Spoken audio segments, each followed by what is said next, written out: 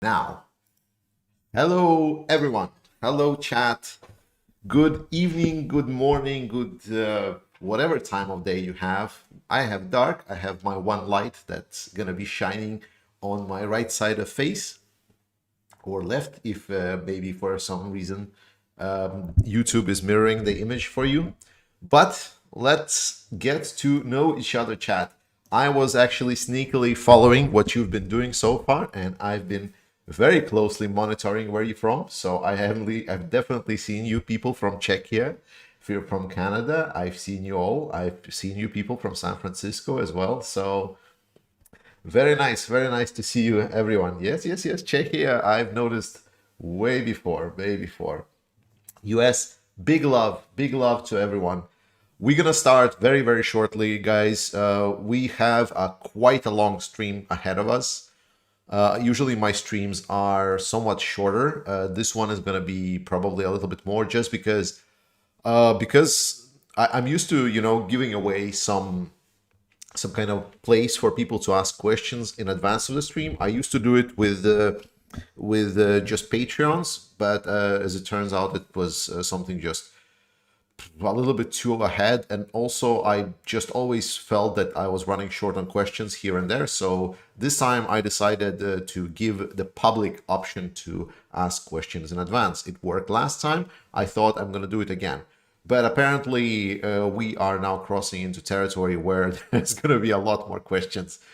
So we have a huge list of questions to go through that is pre-prepared. That does not mean that we're not going to be talking together, and we're still going to be talking about whatever you propose in chat and whatever I have on my mind. And first things first, while I'm giving American in Latvia. Whoa.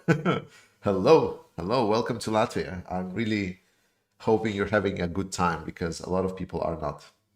I mean, like, mostly because of the prices. Yes, the song was from Yermak. Yeah, Yermak Fitalisa Dike Pole. Thank you so much. Oh my God. Skanza Vengia. I butchered that a lot, but I will just thank you so much. Yes, the first one was Yermak Dike Pole song, and the second one is a little bit more difficult because let me just post you the links so you have it, because that will be fair.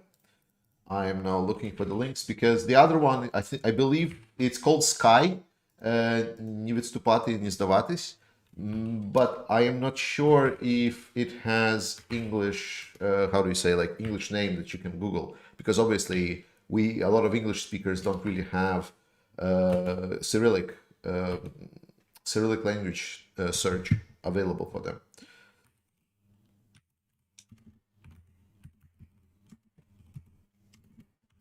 Yes. Okay, so this is the first link. This one will be for Skype. And then the Dike Pole, give me a second. And the second one is Dike Pole.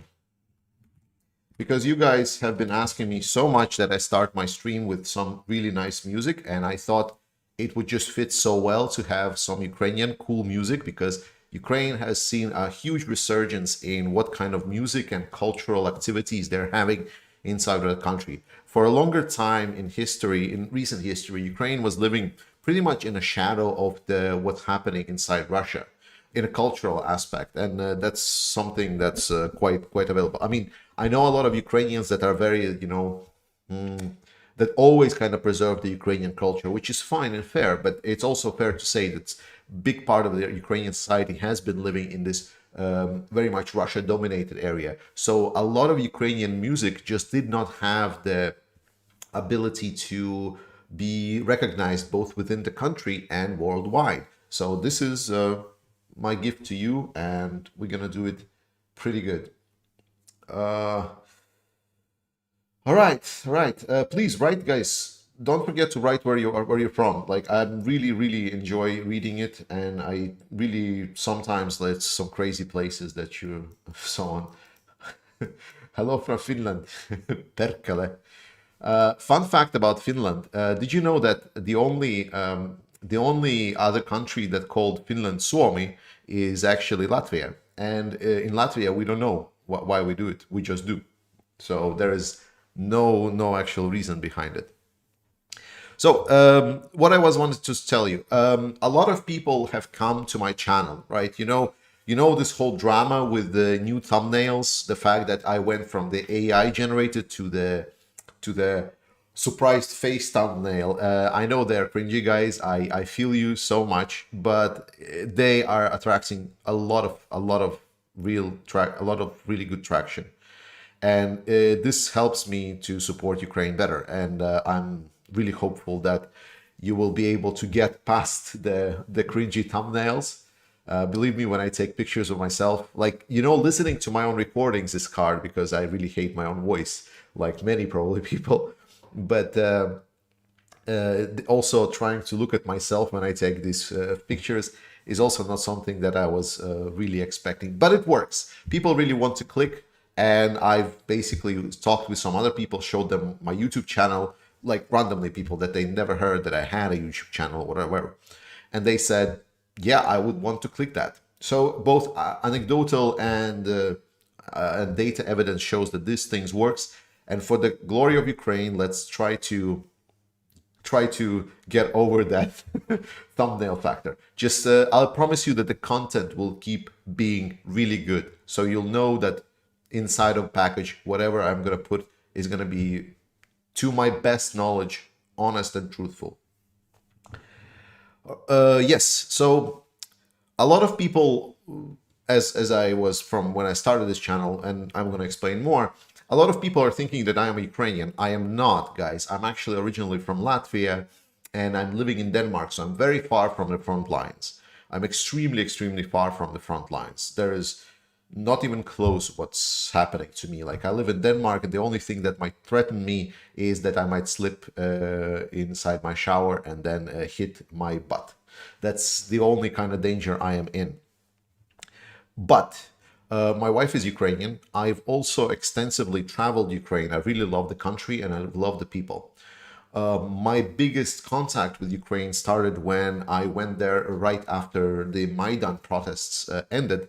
And then when a lot of the Russian propaganda started saying that it's actually like all of the Ukrainians are fascists, and that on Maidan they, killed people, like all of the propaganda stories. At that moment, I said, like, this doesn't fit in what I remember when I was in Ukraine. So after that, I went to Ukraine. I talked with the people. I understood at that point on in 2014 that whatever Russia is going for is completely untrue. And that's kind of started my internal, like, kind of understanding of the perspective of the war and so on, because my sense of justice just didn't allow me, like, how can Russians just lie so blatantly when you can just go and ask and see it quite clearly? You can talk with the people and they will tell you everything, and yet we have so many people in the world that just don't care. And obviously, when the hot war started, I tried to reach Mariupol. I was stopped on the way there in 2014. So I was able actually to reach Mariupol. It always was a war zone. But since then, I've met my wife in Ukraine. She was actually participating in the Maidan, which is a very nice piece of history. And she is very amazing. I love her very much. And moreover, I have very many... Oh my God, that sound off. I have a lot of really good friends in Ukraine. A lot of people that I can really call one of my best friends. They live in Ukraine. And obviously, one of them I've told you about, if you watched all of the videos that I did, it was living actually in Bucha. And there's a whole story with him.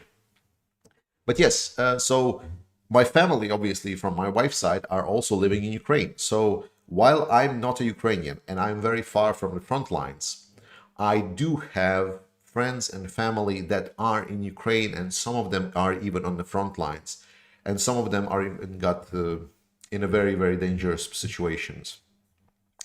Now, about my background, what I do, I am not a military analyst. I don't pretend to be. I am just a guy on the YouTube. So that's why I'm running this channel both basically as a blog. So You have me as a face, and then I talk you something like this. I don't claim that I'm the final instance of truth. You should always fact check me. The recent example with the missile is pretty much accurate to the point. I can be wrong. But we're going to talk about missile, like, don't worry, we're going to discuss that. But all in all, I have a background of being very analytical in my approach, and I can, just by the way, how I'm working, how I studied and so on, consume a lot of data and make sense of it. That's just what I do, both for my job and for myself. This allows me basically to consume a lot of information about Ukraine from different sources, verify those sources, and understand the data. And that's why I'm able to essentially decode things into easily digestible information. That's what I'm doing. If this helps me support Ukraine, super good. So that's why every like, every share, everything, I am super thankful for. I made this channel for just 2 people. So all the, what is it now? For almost 41,000 people. So it's all additional 41,000 people that decided to follow this channel. I don't know where you guys came from. I'm really happy that you're watching me. I'm not a professional. I've never done video. I've never done any kind of public speaking like to this scale, like speaking to over 40,000 subscribers and like hundreds of thousands of eyes. That's completely crazy for me. I'm just mind blown about it. That's the intro for me. I really hope that whenever you see someone saying like, I hope you stay safe and so on, you will just remind them that's like, no, this guy is pretty safe. This guy is just like chilling in Denmark. So be nice in community. I love you all. And I see you everyone. Like I see Oakland, Germany. I see Austria, Pittsburgh. Guys, I see you all. Welcome to the chat. We're actually probably going to have some kind of activity just little by the line. But if you want to ask a question, please do tag me, because sometimes chat just scrolls a little bit too fast. And especially if you're reading, writing to someone else, just start your sentence with the, what is it called? The at sign, I guess. And then just tag me and we'll go forward. You spoke of bitch slapping Putin a few weeks ago. That's when I subbed. So low. Yes. I mean, I would be loving to bitch slap Putin. Like, to be honest, like this is one of the kind of like the ultimate goals of this channel. I would love to appear on the Russians or the Russian list of like banned people for entry. That would be very good. Okay, let's start with the questions, because I see already someone. A person with an O, with a name O and a dot in the middle, is asking, how is my mental health doing? I am doing quite well. My mental health was a little bit tough at the start of the war, but it's been very solid ever since, because it's very hard not to be very solid, because Ukrainian army just cannot stop winning. So why would I be feeling really bad? I do worry about a lot of my friends and family, but after my family members were in occupation under Russians, to be honest, after that, I don't feel anything comes even close to that. Any good news from the front today? Honest talk. Today, completely didn't have time to do anything. We were trying to unpack. You see, I'm having more stuff on my... Oh my God, I don't even know how it's called. Like, it's called Rumdela. I'm butchering this, or Rumdela or something like this. Basically, it's just like shelves. Like you see on my shelves, a lot more stuff appearing. We actually have been doing a lot of unpacking, because next week some of our friends are coming over, and we will see. But as far as I've heard from like yesterday's reports, when I was following up on videos and so on, the situation is pretty much didn't change. Russia is looking to go into the how do you say, into political gains around Bakhmut. The troop movements from Kherson, as far as I've heard, they've been split. So some of them went north towards the Svatova line. Some of them are now supplementing the Avdiivka-Bakhmut direction. So I think all in all, we definitely see that Russia wants to secure Luhansk region and potentially capture some additional, political goals, like we've captured Bakhmut, wow, or we captured Avdiivka, wow. You know, it's a propaganda victory because it doesn't change the war. It's just like one town. Like they still need to capture the rest of Ukraine if they want to stop. But they're going for some political ghost. Well, where Ukraine is going to make their moves, it's still a little bit of a secret. I have some hints from the people that I have on the front lines, but last time, whenever they were speaking, it's actually not much has been happening. The actual action, the actual activities have started, usually started when they did not speak to me. So it's like, so far, basically people are not on the silent mode with me, which is okay. Has UA demined the dam on the Dnipro River? That is a very good question. I cannot answer it right now. I don't know. I know basically what happened is the section of the bridge that they dropped was the closest to Ukrainian side, so they couldn't really access the whole way along the Dnipro River. But potentially they did some kind of scouting and at least estimations. I would really hope that they did. That would be a priority. But I have not heard or seen any news about it. But again, I would not worry about it because it was big boogeyman. Russia just was again playing at our nerves, trying to spread the misinformation. They are not going to blow up the dam. You are considered a professional news source and give us the free word insight. I am not a professional news source. You should not consider me a professional news source. I'm a guy on YouTube. Regarding the name of the shelves, if this is IKEA stuff, don't try to spell it correctly. It's could someone Tulku. No, this is not IKEA. This is from Yusk. It's another company, but they're competing essentially. You mentioned once that you noticed a difference between Ukrainians and Russians. What is the difference? I mean, it's what's the context for it? Because there is a lot of differences. What do you mean, Al Anderson? Can you clarify what kind of difference? Like, because there's way too many to list. Like, it would be a broad question. I can write a whole essay on this. Do you think Kherson Raccoon will be exchanged for a POW? I saw very sincere video of a Russian expression. Yeah, I mean, Kherson Raccoon is fine and all. I wish they would rather keep the raccoon and give back the children they stole. Which country are you from? I'm originally Latvian, but I live in Denmark. Ah, Cheryl Waitley? I hope I'm pronouncing it correct. Cheryl, thank you so much. Yes, I'm from Latvia. All right. Can Ukraine rebuild their defense industry like the new drone tanks rocket production? Yes. Ukraine is already, like there has been just recently another new talks for Ukraine essentially to start building new manufacturing of the weapons that, for example, US is not willing to give Ukraine. And we're going to talk about this again later on, so you can keep all the questions about that. Or you can ask them and then I'll just speculate right away.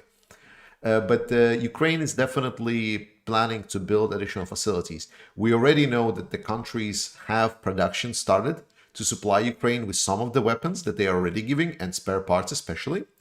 But it seems that they are planning, it was Ukraine plus 6 EU members, or no, not EU, Ukraine plus 6 NATO members that were agreeing on building weapons manufacturing together. And I believe it was 4 that was open about it. It was Poland, Czechia, and some other countries. And there was like 2 that were classified and didn't want to say who they were. Any thoughts on US change in Congress control? I'm really scared about our US aid to Ukraine in the war isn't one but beyond by the end of 2023. Don't worry about it. I will more talk about the negotiations, the push for negotiations to Ukraine. But the short answer, don't worry about it. Everything is going to be fine. Yes.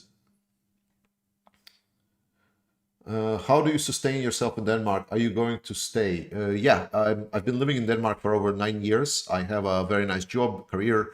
That's why I, for example, like I'm able to donate over 50%, like sometimes over 50, but most times 50% of any profits that I get from YouTube to Ukrainian army, because I am able to also sustain my life, my house, my wife, and so on, because we have I have a good career. I have a very good job. I love it. The context in particular, I think you talked about it on the line communications. Sorry, I can't remember. But okay, let's talk about. I think sometimes I talked about the different tactics that Russians and Ukrainians have been performing.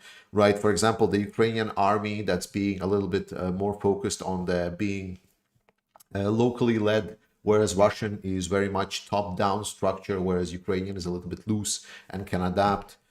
There's also a lot of understanding about how this war is fought. You know that Ukrainians are fighting this for their own country rather than Russians. Well, I don't even know what Russians are fighting this for. So again, I need a context to answer. Maybe ask a new question and then give context that you would like to hear. I have been concerned about Ukrainian civilians, as in how people are coping with power outage, mental health, and physical care and present allies. Physical care, oh my God, I'm swallowing words. Physical health, I would not worry as much. I think Ukrainians are, firstly, it's already 9 months in their war. Ukrainians have shown that they have the capabilities to survive. Mental health is a bigger issue. I think a lot of Ukrainian society still does not understand just how big of a trauma it is, especially because in Ukrainian society, mental health is not a well kind of open topic for people to speak about. So for them seeking mental health professional to help deal with any kind of trauma or even recognize that there's a trauma, it's very, very hard for Ukrainians. A lot of them are essentially in denial. And they will be, but it's going to cause a lot of problems in the future. But physically, they are doing okay. They're doing the best as they can. What do you think about pro-Russian Western media outlets? Seems more people are supporting Russia. I'm not sure why you think more people are supporting Russia. They do pay a lot of trolls to be very open and very public. They are using a lot of those, and there is a lot of useful idiots that people listen to, and because their nonsense is such a big and loud nonsense, they are like, people are commenting and sharing their nonsense instead of listening to people that actually matter. I don't think that there is a lot of people supporting Russia. Worst case estimates in some countries was like 20% max, like that's like max. Thomas, thanks for 20 kronas. Korunas? I don't know. Which one is in Czechia? Wonderful channel, sir. Much respect for your work. Thanks. I wish I would not have this channel. Could you put questions on the screen as you answer them? It's not always easy to follow the topic. Oh, shit. Sorry, I always forget. Please remind me next time when I should read the question. I should read the question at all times. Will Ukraine's will Ukraine's energy infrastructure be sustainable if more Russian missiles attack over winter? Yes and no, right? Ukraine is a nuclear power, so I mean, in a sense of like a civil atom. So they still have energy production. So it's all about like the infrastructure, and Ukraine is trying to reinforce it. We know that the Western allies are also supplying more spare parts and supplying more anti-air missile systems. So I would think that, yes, I think firstly, Russians are slowly but surely running out of missiles. But secondly, I think Ukraine will be able to get through the winter without going dark completely. Would this war end faster if Ukraine had ATACMS? Yes. Do you think Ukraine could run low on soldiers? I hear it sometimes in German media that I never in other media. No, that's completely wrong. For a longer time, Ukraine doesn't have problems with the soldiers. Like, there's still people that want to join Ukrainian armed forces. The problem is never the soldiers. The problem is the equipment. Send more weapons. Do you know if Cyprus will swap its Russian tanks, and it had been written by some media? Yes, the deal, as far as I've heard, has begun to operate. So I'm not sure when it's going to be completed, done, or when they're going to be sent. But I've heard, yes, that Cyprus will send their. I believe it was APCs. I don't believe it was tanks. I should have said you are a professional YouTuber and give you views and analyze what's happening in Ukraine, not a news source. Sorry, it was me wrote. No worries, don't worries. It's fine. Thanks for staying with me. Do you watch Ben Hodges' video on interviews? Yes. He's one of the Ukraine's biggest supporters and he's super smart dude. Agreed. More importantly, about Ben Hodges. Very often, especially at the start of the war, a lot of people criticized Ben Hodges, saying that, you know, this guy is very optimistic, super optimistic, because he's pretty much foremost from day one. Well, okay, not day one, but you know, when the war more or less stabilized, when kind of new evaluation of what Ukrainian forces are and what Russian forces are, he was one of the first that came out and said that Ukraine will be able to push Russia to 23rd February border by the end of the year, and they will be able to retake Crimea by essentially summer next year. And as much as optimistic that sounds, Ukraine is very much on a trajectory on pretty much achieving almost that. There is still North Luhansk left, and there is still Melitopol area left. And then Ukraine basically is back to 23rd February borders. It's just two major pushes left. Is it possible to do it within 1 month? Probably, yeah, maybe just one of them. But then again, even if it's like it's just going to be one of their directions that Ukraine will close until the end, that is a very accurate prediction, earlier than anyone. So I think while might he be a little bit optimistic, he was very much spot on his analysis. And he's a retired general, so I think he knows way more than I do about how armies are run and how to evaluate them. So Ben Hodges, really smart guy, would recommend so much. Watch him if you get a chance. There is a rumor that U.S. Pentagon is not sending ATACMS because it's a bigger warhead with more radar signatures, so easier. Yeah, bullshit. Complete bullshit. Complete bullshit. It's okay. So why would you not try to help Ukraine, right? So the answer is like, oh, this weapon might be spotted by the other missile systems. I mean, fair, but why not give it anyway? You know, like it's not that it's being sent and then it shows that it's not effective and then they don't send it anymore. Like for example, which happened with a lot of drones early on, like you know these smaller drones, like the what was it called, the Switchblades, the small ones, they showed to be very susceptible to the Russian electronic warfare, right? It's not the same. They didn't even send and try them out. So it's a flat-out ban on sending ATACMS. So it's not the same. So I'm calling bullshit on the fact that it's not that it's just not as good as Gimler's. Therapy, range therapy, sends down downrange. Yes. Do you think population in Russia really believe that only 6,000 soldiers have died, reported by the Ministry of Defense of Russia? Whatever Russia believes or don't believes, you can really listen to Vlad Vexler's channel. Vlad Vexler is a lot better at explaining what's the inside of hands of the Russians. Firstly, because he was in a Russian society, he talks a lot more with Russians. I only kind of know Russian culture. And I'm also not like, you know, like I don't have a psychology degree to analyze it. But from the cultural perspective and like the layman perspective, I think that they might, like, because they do believe that Nazis are in Ukraine, right? Right? There is a lot of people that are still saying, yes, and NATO is manipulating Ukraine from the shadows. There's just recently, like we watched some kind of like a propaganda debunking video from the Russian side. And it was like a guy standing with like a poster saying, yes, go our warriors, save us from this NATO-controlled Nazi threat. So, yeah, I'm pretty sure there are people that do believe this. Could a solution to end the war be if Ukraine remains neutral? No. Do you hear the nuclear power plant was hit again? I know Ukraine wouldn't do it, but Russia blamed the Ukraine like always. Yeah, I've heard it was explosions near the Zaporizhia power plant, and it's gonna be, I don't know.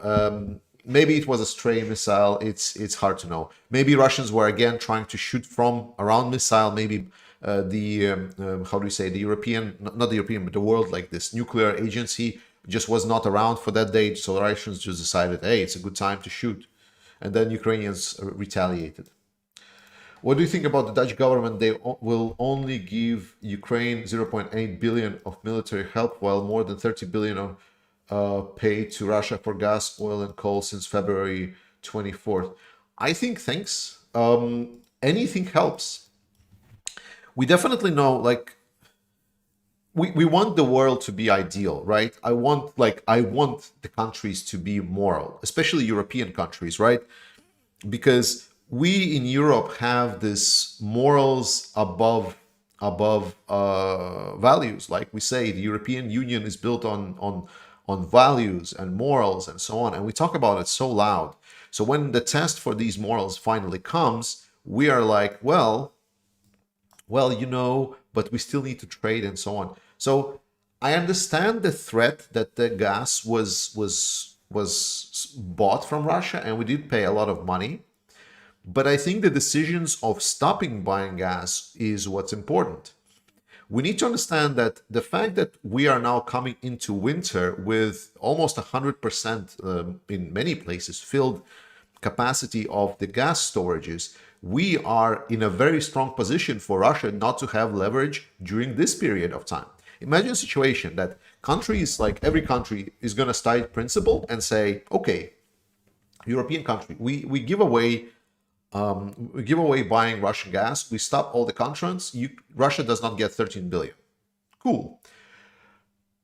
But then this winter comes, and importantly, Russia would not stop, because Russia is running very much, they have a lot of money. They still have enough money. If they're going to stop getting all the income, they still have enough money to run this for at least a year or forward. But imagine this. So if we would come this winter, but our storage inside of our gas facilities would be 6%. Would that help the case of Europeans or Ukrainians, or will it be worse for Ukraine if Europe would be in this vulnerable situations? And then all of those paid parties and shills, like the far right and far left of Germany, for example, the AfD and Linke, right? Do you think their voices would not be heard by that point? So I understand their argument. However, I believe the fact that European Union is becoming more independent from Russia, and we see that with a more and more aggressive rhetoric that is coming from the European Union. As European Union is decoupling from Russia, we see that the rhetoric of the European Union is becoming stronger. So you listen right now what my friend Mr. Scholz said, and I'm calling him my friend because like a lot of months I've been giving him shit for his positions. But now Mr. Olaf Scholz is saying some very, very strong words towards Russia, and actions are following him. So yes and no. I would want obviously everything to be decoupled right away, but it's a hard question to just answer on that statement alone.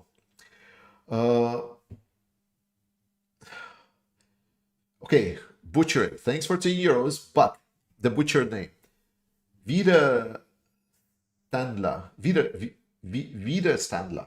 Okay, I'm hoping I didn't butcher too much. What is your assessment regarding preparedness for winter between Russian and Ukrainian Russian and US army? I think US army is a lot more prepared for winter than Russian army is. Will Russian army suffer more due to the lack of supplies and winter equipment? Yes, definitely more than US army. Okay. I know that you probably meant the Ukrainian army. Yes, absolutely. Ukraine is infinitely better supplied. Moreover, this is going to be what I'm going to be talking about in my next video about the fact, because we see that the first snow has come and people are noticing this. So now the first videos of how Russian troops are having it on the front lines is coming out, and it's not looking good for the Russians. So I do believe that they will really struggle. They will really struggle. Thanks a lot for you. Hey Lisa, thanks for $10. I see you every time, and thank you so much for the strong support. I really noticed that. Yes. Will the winter weather cause severe Sean Griffin asks, will the winter weather cause severe problems for the Russian as they don't have winter clothes? I just answered that. Martin Anderson, will Latvia demand Pichorsky back? Pichorsky? What is Pichorsky? Give me a second. Pichorsky. I'm a bad Latvian probably because not Pichorsky. I didn't know that Pichorsky was part of Latvia. There was a like the dispute of Latvia had was, I'm not sure if this was Pichorsky district. The dispute Latvia had with Russia is with the district that's called in Russian Putalova, and in Latvian it's called Abrene. And Abrene was basically a big tragedy for a lot of Latvians because no one really wanted to give it away. But they had to do it anyway because we wanted to be friends with Russia and we were a small country, not even part of Europe. Truth is shredding. Thanks for £5. Okay. Hey, so, hey, elsker det arbejde af stål over den danske stemme og meget hårdt stillet med russisk propaganda og din store kærlighed på Ukraine. Jeg har solgt mit liv for at støtte 100. Wow. Thanks. Thanks for the huge support, Quist84. I really appreciate it. Yeah, I really appreciate Danish support has been outstanding. The only kind of sadness that I had for the Danish support that was here in Denmark is the fact that the biggest campaign Denmark made was like, you know, when they sent with the mobile and everything, was the fact that it was run by the Red Cross. And a lot of that money didn't made it to Ukraine. And Red Cross is also using some of that money right now, for example. Well, okay, I don't have any proof.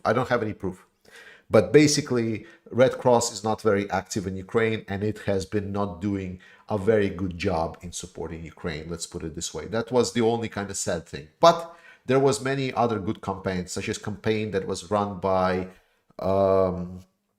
TV2 and Dance Radio.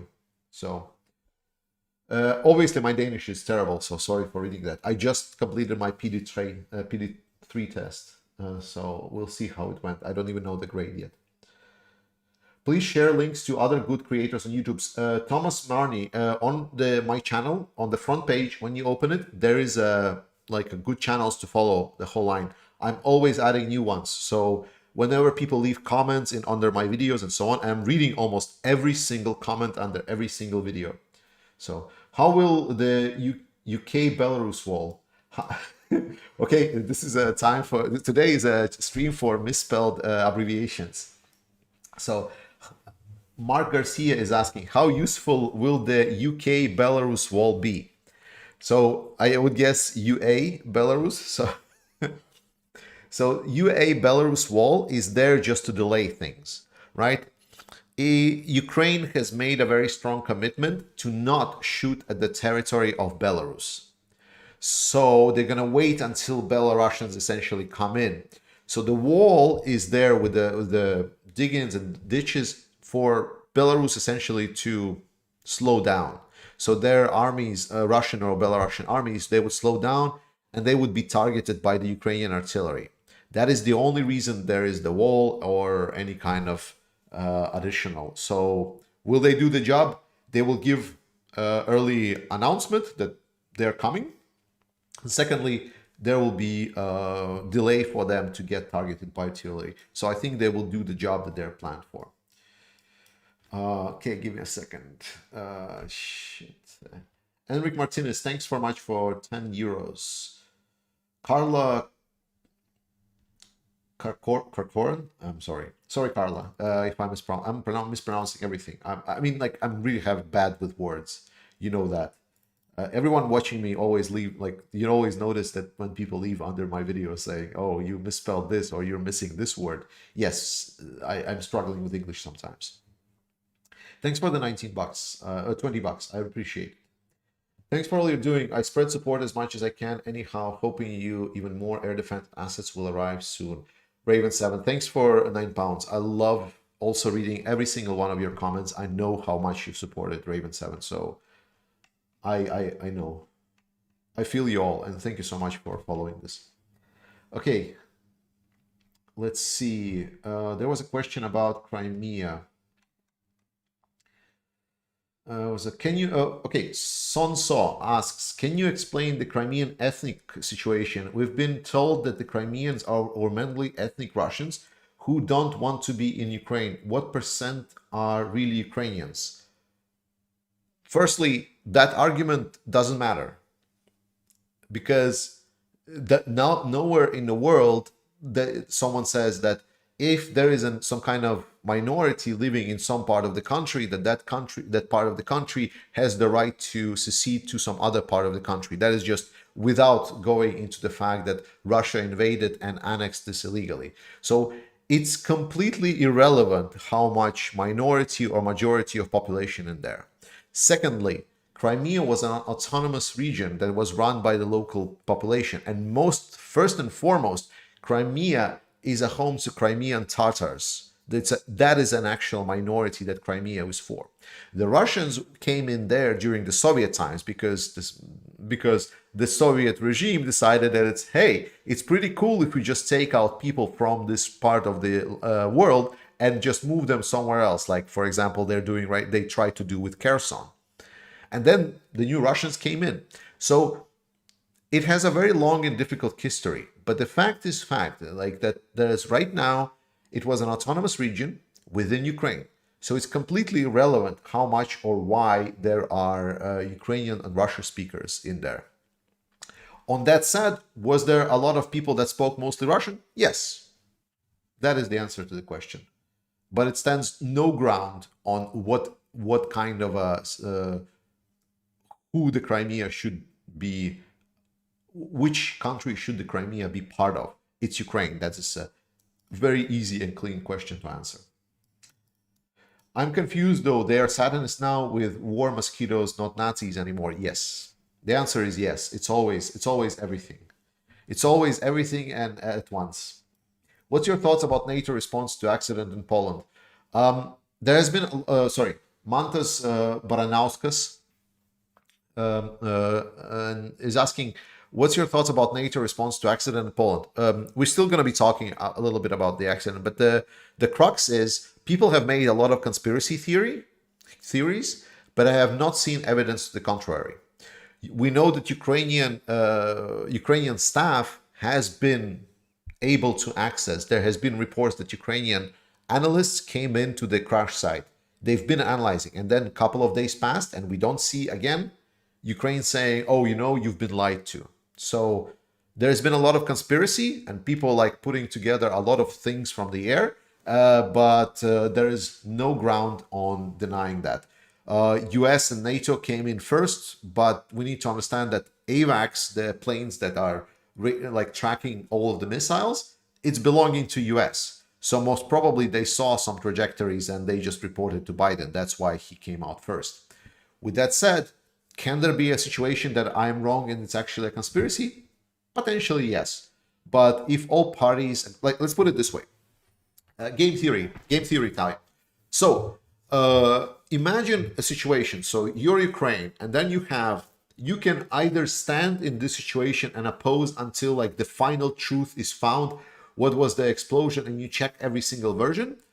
Or you see what your biggest supporters and parties that are your friends are saying, and then you say, well, maybe we'll find the truth a little bit later with the proper investigation, but we agree that you take this position, and it's a stupid thing to argue, like a stupid hill to die on. Why would Ukraine do that? So it does not make sense for Ukraine to argue against the position of the NATO. So I don't have any problem with that.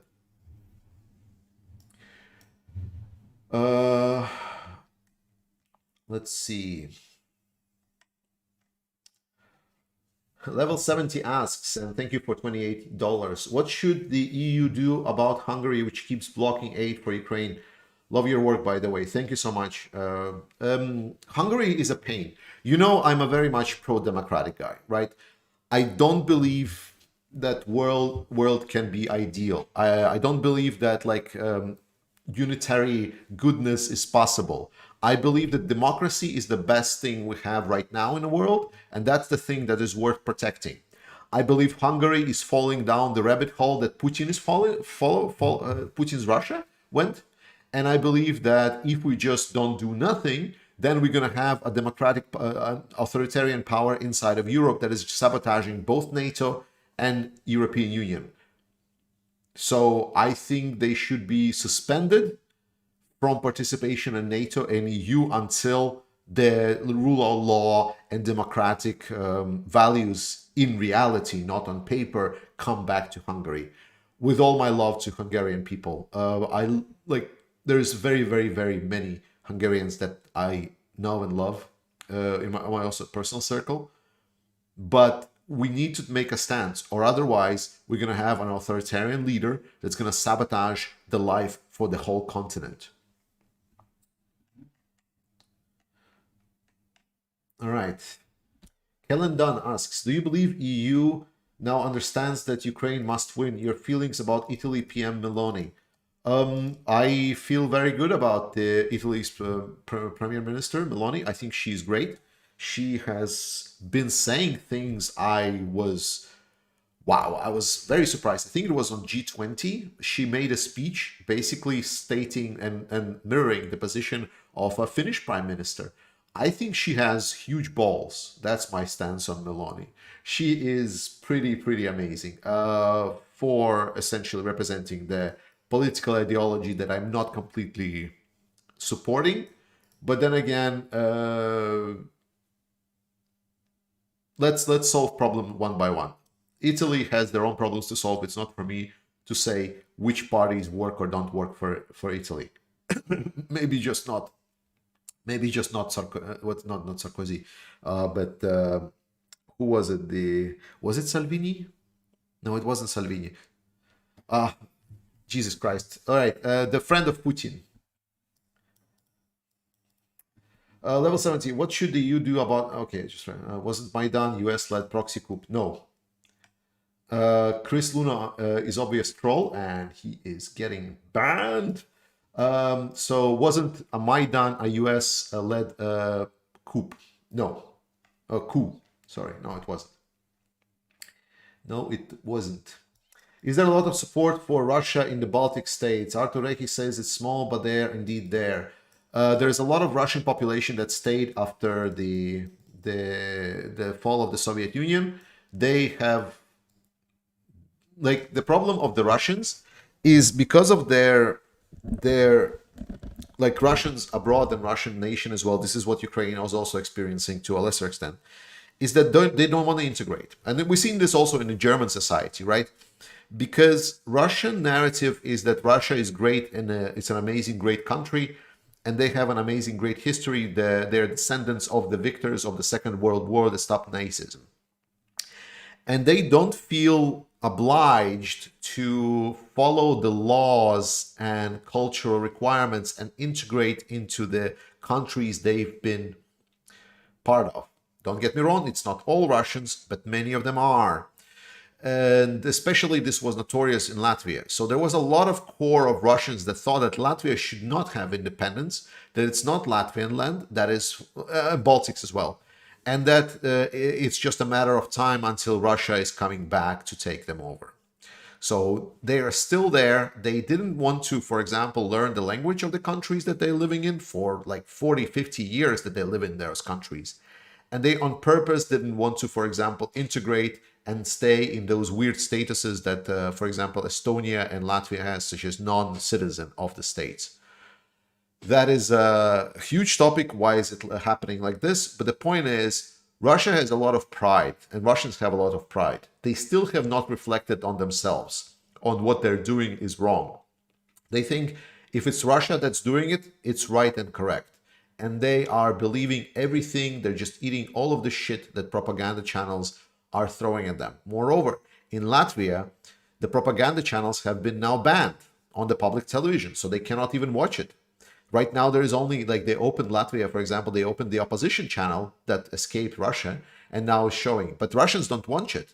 Russians are going on the internet, they're buying some kind of third-party shady subscriptions just to go back and watch the Russian propaganda. So they're there. Your feelings about Rishi Sunak? I was pleasantly surprised he visited Kyiv so quickly. Me too, actually.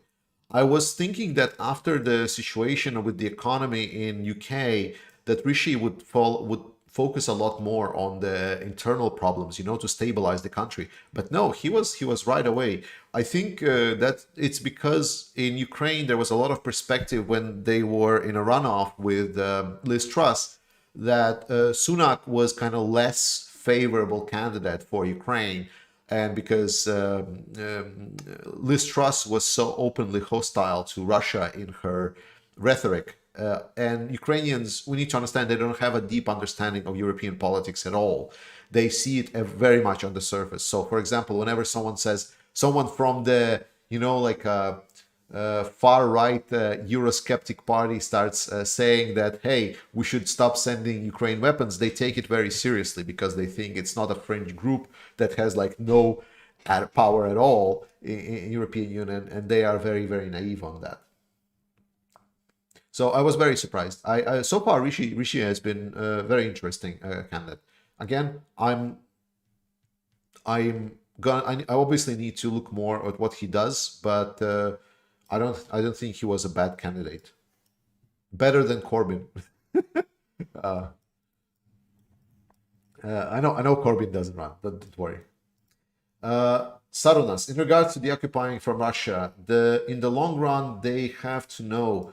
They saw that Russia is not a reliable partner. It's not blackmail. It's not just morals anymore, but practical matters. Yes, and I think they do get it. I think slowly the understanding is coming to European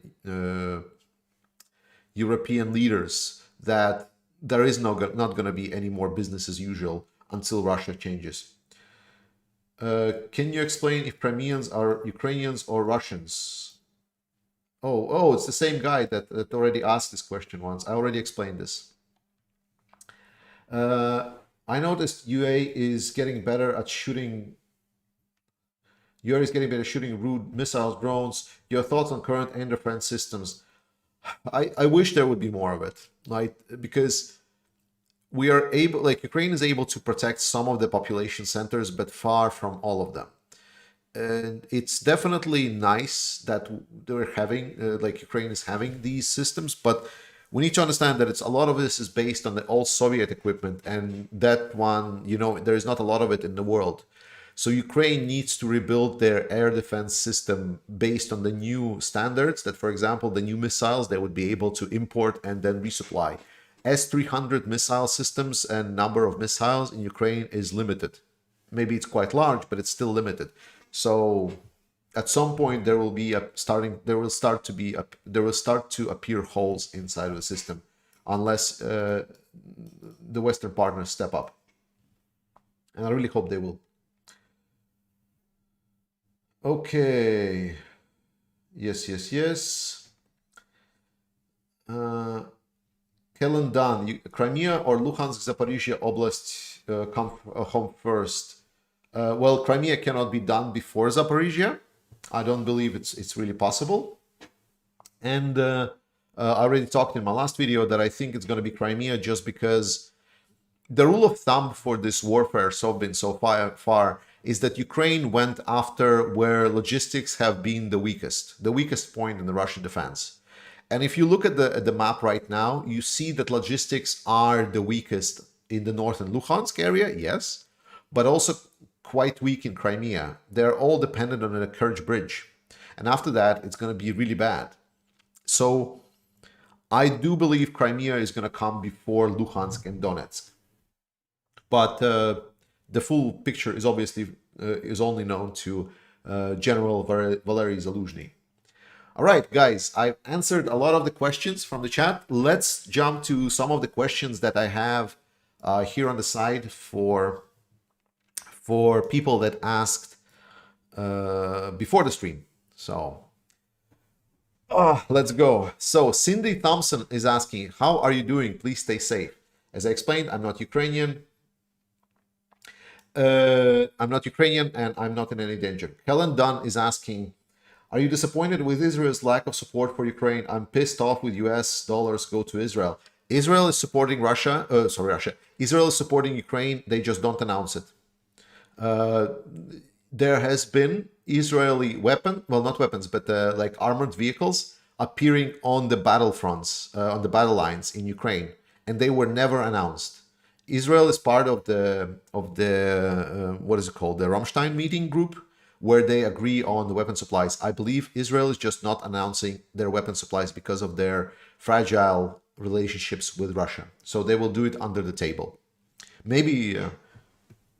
So don't be discouraged. Don't be discouraged. Israel is trying to support Ukraine. Christina S. is asking, why won't President Biden declare Russia a terrorist state? The reason given from the press secretary are, in my opinion, weak and lack a backbone of and cater to coddling Russia. But something just seems off too. Biden won't visit Kyiv either. Something isn't adding up for me, and I don't know what or why. So Biden not visiting Kyiv is very easy because he's the president of the United States. United States security, I believe the Biden is not responsible for his own security. It's not like he cannot make his decisions fully on where he can and cannot go. And he cannot just like, and security standards and protocols will probably not allow him to just go into the war zone. I think it's literally will be against any kind of security measures that are in US, because they are very strict on the defense of their president. Second, why won't Russia be declared a terrorist state? Because reasons. I think this goes into the bigger picture, which we're going to talk when we're going to talk about why the ATACMS is not sent to Ukraine. But one of the reasons is that declaring a terrorist state will really make it harder for European partners to trade with Russia or have any kind of dealings. Because, for example, if you declare a country a terrorist state and some of the European countries continue trading with Russia, US is almost going to be essentially forced to put some kind of sanctions on the European partners.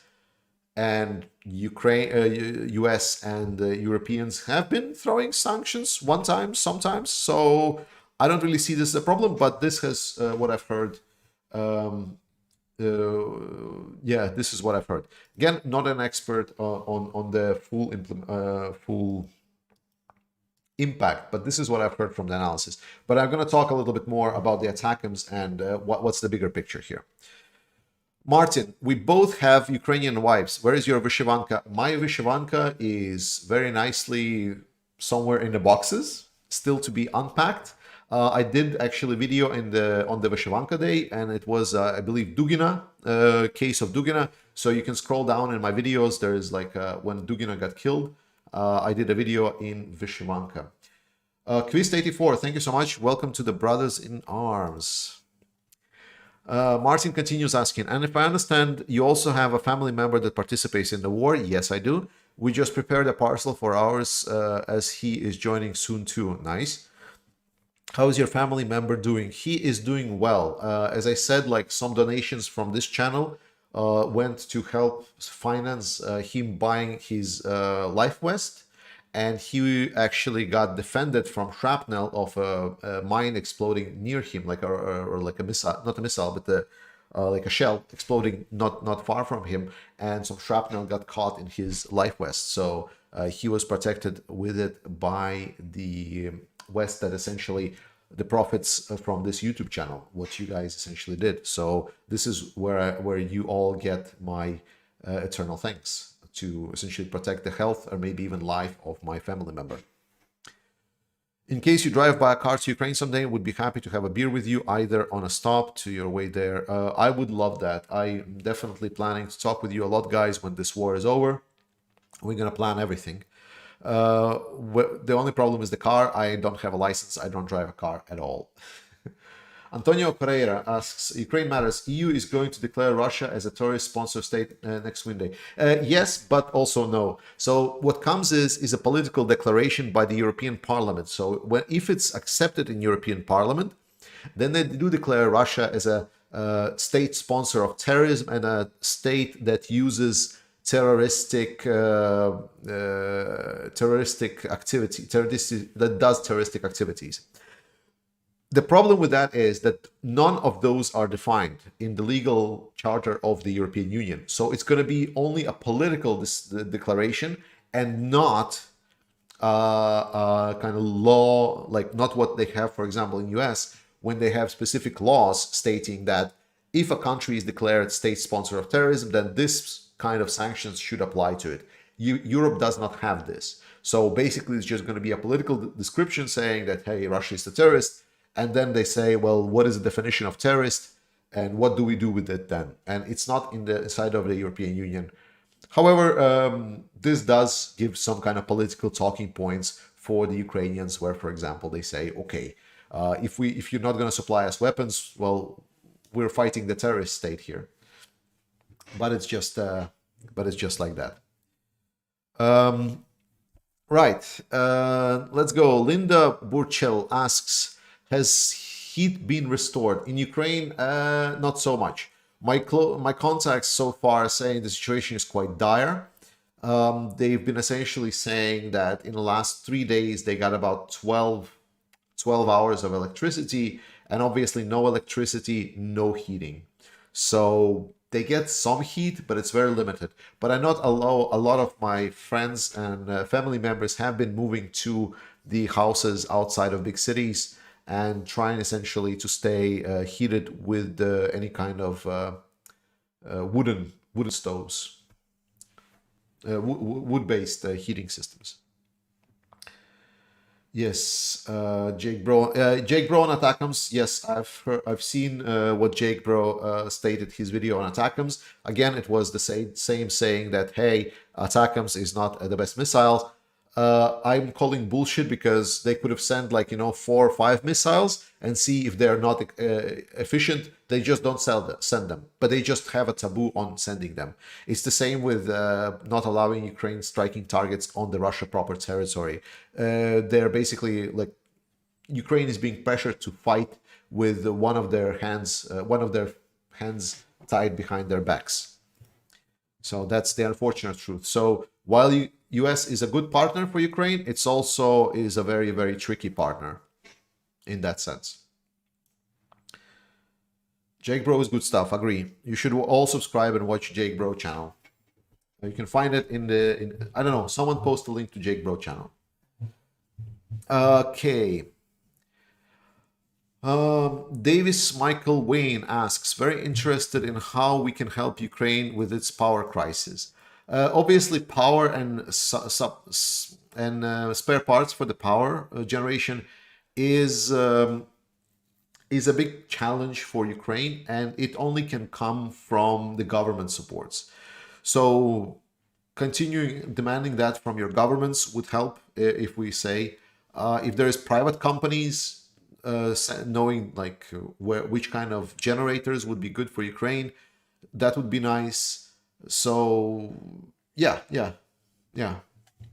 So those kind of support. But other than that, warm clothes, batteries, accumulators, so things like that would help a lot.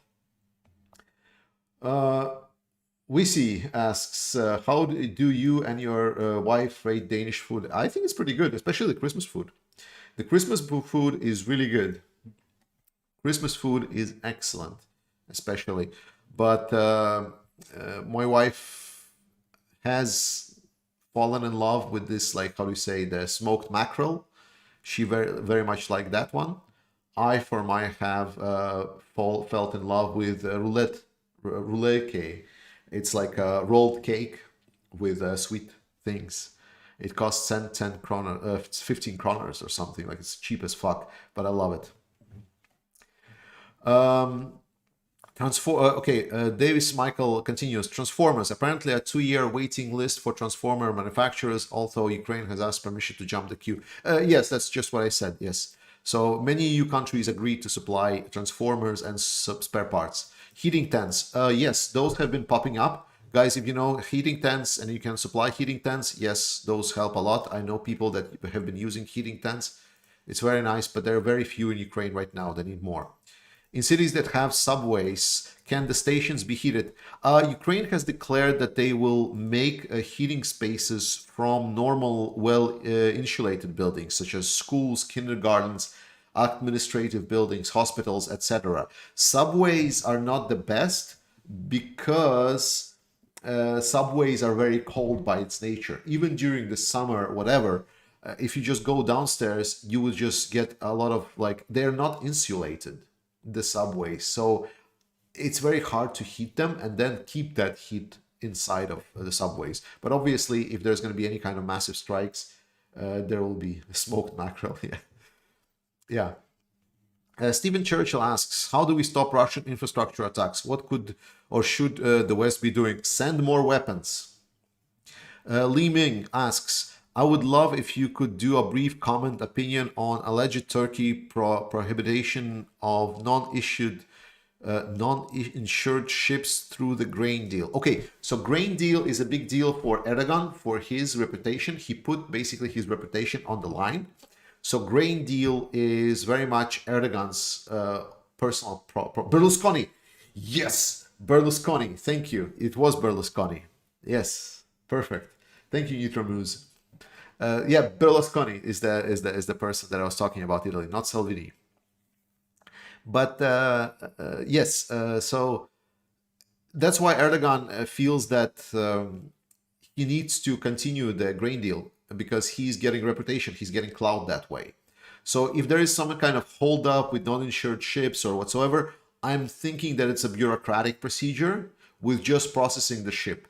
I don't think that there is a political will there to stop grain deal. And I think it's very much in the political will of Erdogan to continue the grain deal. So I think he will try to influence a little bit down the line for this grain deal to continue. Li Ming asks, continues, what are the worst case scenarios if Russia has established fire control superiority in the Pavlovka direction with the geo features? Is this bad as Somalis fear? Why isn't more reporting of this danger? Because it's not a big deal in a big picture, right? I know it, like media and a lot of the people, they try to find some kind of, like, oh, if Russia takes this settlement, it's going to be a big deal. Like let's take Bakhmut, it's the biggest one. Like people are stating and discussing Bakhmut because Russian propaganda has been agitating for it for so long that Bakhmut is like basically like the end-all be-all settlement for the Ukrainian conflict. That if Ukrainian army, for example, takes Bakhmut, and not even Pavlivka is like village, it just doesn't matter in the scale of war. Ukraine has like the whole Izium area, the Kharkiv Oblast was captured. Like now it's not anymore. The whole Kherson, biggest city ever. Like someone like, if we're going by this argument, Kherson, the city, the regional capital of the region, that is a big deal. Again, recaptured by Ukraine. We need to understand that whatever Russia is capturing, it's always about the progress. It's always about how well they can achieve, how well they're going towards winning the war. And Russia's statement for winning this war is essentially, we need to destroy Ukraine. And with their advancements, they're not destroying Ukraine anytime soon. Like there's a lot of Ukraine left. So whatever they're capturing, yes, it can give some certain advantages. It will help their positions, the operational states, but they will still need to find the Ukrainians and they will still need to go forward. So the goal is to stay on the money and not get too much into the Russian propaganda loop, into the news loop, because every news and major article wants to talk about something, right? Especially like this is something about also on my channel, like when you go talk about daily updates, like what do you do? What do you talk about daily updates? And that's why some people talk about, oh, there's been like this tactical movement on this particular, and then sometimes people get overestimate the value, necessity of certain captured points. I know that Ukraine will then need to spend, more time, and it will be dangerous then to capture this, so more Ukrainians will die. But in the big picture, Ukraine is winning, and this war is going only one way only. That's it. That's the big picture. Do you think Russia will stop trying? JC the Music Man asks, do you think Russia will ever stop trying to destabilize the world? What can Ukraine do to protect itself after regaining all territories back? There's going to be actually a question about it as well, so I'm going to answer right now. Basically, Russia is always going to try to destabilize the world. What I think is going to happen is that Russia. Okay, we cannot talk about this until we talk about the bigger picture. Okay, let me find a question with the ATACMS, and then we're going to talk. This is going to be big talk. Yes. So, okay. So people ask, long story short, why does NATO and US especially not send more weapons to Ukraine? And more, I am coming to the understanding that I believe that US and a lot of analysts that I'm listening to are saying something similar, is that US wants a controlled destruction of Russia. So US wants for Russia not to fall apart in a way that it would cause unpredictable situation in the world. They are worried that some kind of aggressive groups that are not controlled and are not influenced, for example, for the Western powers that they have no leverage on, would come to fruition in Russia, and this would be essentially destructive. So instead of Ukraine completely dominating the battlefield, winning Russia altogether, what US is doing is essentially they are choking Russia out. US is using the donations of the weapons and supply of weapons to essentially choke the Russia out, to keep essentially the very accurate track on how fast Russia is disintegrating and where are the major forces. So they are going to be able to keep track, especially of the nuclear weapons. That's why they don't just give all the weapons to Ukraine, so Ukraine just wins, and then some radical party would just overthrow and Russia is gone in the civil war or something even worse. And instead they're boiling the frog. That's what they're doing. They're doing it slowly and surely, that the Russian society maybe understands that what they're doing is wrong. And so the loss will not be, very strictly attributed to the fact that, it was NATO that destroyed Russia. Therefore, we need to make sure that NATO pays. That is the narrative that US and probably NATO as a whole does not want. So they decided to bite the bullets despite all of the atrocities that Russia has been creating, despite the war crimes committed. They obviously find that appealing, but they also want to stay in touch, especially on the nuclear arsenal. And I think we will see the play of the US for the most part when there's going to be an option to either find someone in charge in Russia that would be okay, for example, to give, like, secure and give over or decide to destroy all the Russian nuclear arsenal, or at least remove it.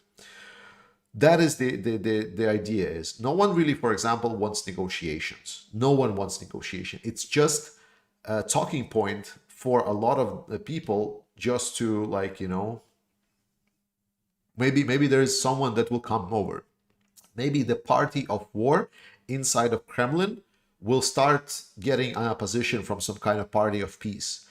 The US, by calling to negotiations, is not calling that much maybe to Putin, by trying to invite to the table some of the parties inside of maybe Kremlin or someone else to try to settle on the table. Obviously, it's going to be probably Ukrainian terms that will come to negotiations. But US is searching. US is searching for someone who basically will have the balls to overthrow Putin and do it in a way that would be supported by the majority of Russians without throwing the country into civil war. So the nuclear arsenal can go to some radical terrorists that will blame NATO and US for all the destruction, and then would put the whole world in danger.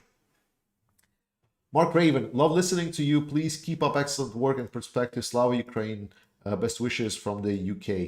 Thank you so much, Mark, and thank you for 50 pounds. I really appreciate every penny. And remember, at least 25 of those, well, not 25. Okay, I'm not lying. Okay. I want to say lying, but I'm not really lying, but I always forget to take the taxes off because I am always forgetting that there's going to be part of this that goes into taxes. And in Denmark, we have quite a big taxes. But just so you know, next month, I'm going to talk about this in the channel update, but next month, the payment to Ukraine will go a little bit later because I will not be able to receive the money as fast. I basically run to the limit of what I can get personally as a physical person that I can get as my secondary income, essentially, besides my job. So I needed to register a new company, and I am right now in the process of re-registering the YouTube. So basically all of the payments are on hold right now. Don't get me wrong, all of the money is still like frozen. It's gonna go forward. It's just the destination basically right now doesn't exist because I cannot receive it. So until I set up the full company profile and everything, I will not be able to release the money then towards Ukraine as well. So sorry for these technicalities. I know you want to help Ukraine as much as I do. And also thank for a tip for EuroQos. My friend's wife, also Latvian, was very pleased when news I told her. Yes, very welcome. Do you think Russia will ever stop? I just talked about it. Basically, yes. Russia, so coming back to the question that we started with, will Russia stop threatening the world? That is what US is trying to do. That is the goal of US. Kellen Dunn, do you think UA has achieved irreversible momentum on the battlefield yet? Yes, I believe so. Meaning, even if Russia mobilize another 1 million men, they cannot recapture lands next year. I mean, they can capture some lands. They can capture some lands. So think about it this way. So the war started. So Russia was somewhere here. Ukrainian capabilities were somewhere here. I'm gonna put this here. I hope you can hear me. I'm a little bit further from the microphone. So when Russia invaded Ukraine, they did it in a very dumb way. So Ukraine, even by possessing smaller capabilities, that some of them got diminished by the initial strike of the Russians, because Russia acted as a complete idiot and did the idiot tactics at the start of the war, and because their army is shit, they got really hard hit. And Ukraine captured some of the equipment, and Russian equipment got lost during the Kyiv offensive. Then Russia decided, okay, we still have an advantage and Ukraine started mobilizing. Russia said, okay, we need to then focus on the east side and maybe south side. So they repositioned their power on the east side. And Ukraine said, okay, we don't have a lot of equipment, so we cannot do any attacks whatsoever. So whatever forces we have, whatever equipment we have, just throw it to stop Russia. So Ukraine went in a hard defense. And this started decreasing the stocks for both Ukraine and Russia, but for Russia faster.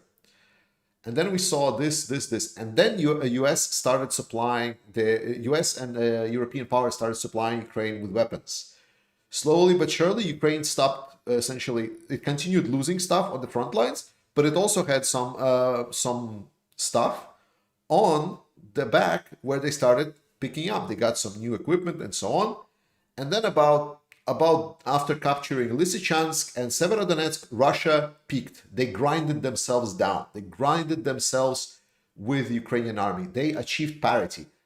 Not in equipment count, like the count of equipment in Russia is still higher than Ukraine, but their combat power possibilities just didn't work as well. And then Ukraine also got HIMARS.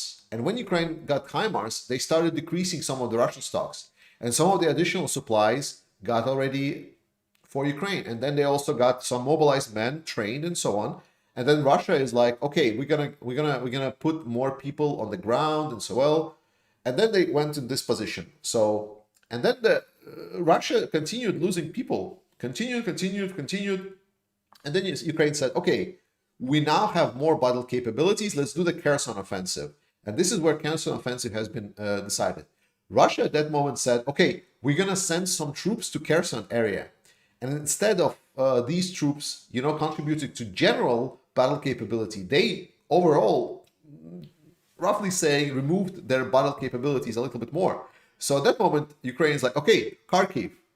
They captured Kharkiv, they got more, and Russia basically was fucked. And then Russia said, okay, we're mobilizing. And then basically, as Ukraine was attacking, it was losing resources because attacking side loses more resources than defending ones. But because Russia started mobilizing, they got some influx of manpower, and then we basically came into the same line. So right now, with Russia mobilized, and Ukraine is getting the situation where it's getting resources, but Russia is basically engaging all the resources for which they just didn't have manpower. So now both parties essentially are on the even, roughly speaking, and rising. However, Ukraine is getting a lot more battle-capable troops. They are getting more modern equipment, whereas Russian equipment stockpiles are starting to run somewhat dry.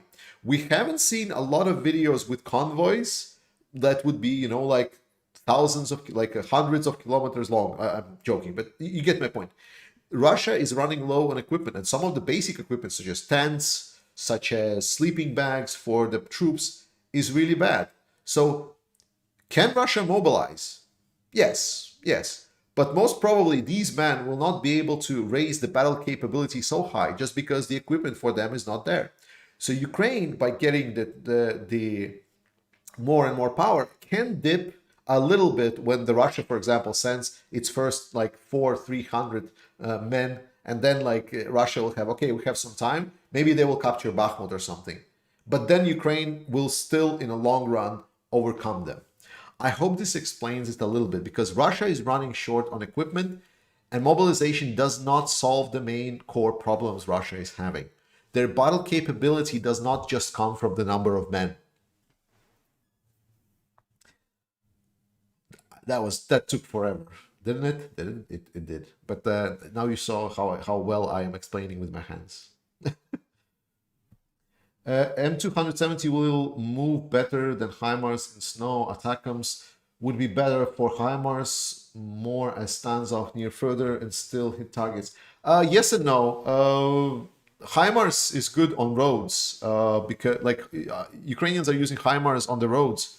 So roads are usually more or less okay, even for wheeled vehicles. Your thoughts on the origin of the missile that hit the Poland farmers? I don't see any reason to doubt the official narrative by the NATO members. So far, no proofs have been presented that it's not that. Do you think Ukraine will end up like Israel and a strong, self-reliant local defense industry supporting forces and routing high alert? Yes and no. Will Ukraine get militarized? Yes, but also Poland. And also Ukraine will join European unions. Poland and Ukraine will be unbeatable by Russia at whatever state in the future. It will be not fucking possible. Okay. What's up with Hungary and Orban? I already talked about it. I think Hungary and Orban needs to be suspended from NATO and EU until rule of law is reinstated and we have our Hungarian democracy back. It's an authoritarian regime that is just going further and further down the hole, the same path as Putin, and we should react before it's too late, before it becomes a problem for the whole continent. All right, further questions. Bruce, Sambo J asks about the missile conspiracy. So about, you know, that someone mixed up the coordinates between Kyiv and guys, it has no basis in it, right? It's a conspiracy theory. Like debunking conspiracy theories is a tough job that's completely, I'm not sure if required. Like if people want to believe dumb shit, they continue believing dumb shit. People have the right to believe whatever they want, but I can say that for what is proofs, and proofs is that we know that the AWACS of the NATO was in the area and they probably tracked the missile. That's why they reported it first. And secondly, Ukrainian personnel came into the explosion site, and so far I haven't seen big media reports that, hey, it wasn't actually a Ukrainian missile. Whatever it is, it doesn't matter, even by game theory. Lachdan asks, how much control do you think Russian high command has over its troops? A lot. Russia is very much top-down structure controlled, but the control is kind of it's shifting, it's waning. There are some reports of the insubordination within Russian army, but it's so far local and very anecdotal events. So we need a more systematic thing to be seen. Mark Garcia is asking, how might the pace of the war change when the ground freezes? I'm going to talk about next time, but it's going to speed up. The war is going to become more dynamic, more aggressive. Kalendan asks, can Ukraine restart its defense industry? Oh, wait, am I reading from the start? Yeah, Ukraine can restart its defense industry. I talked about this. They're going to do it with Poland and some other countries from EU, from NATO. Taisteluk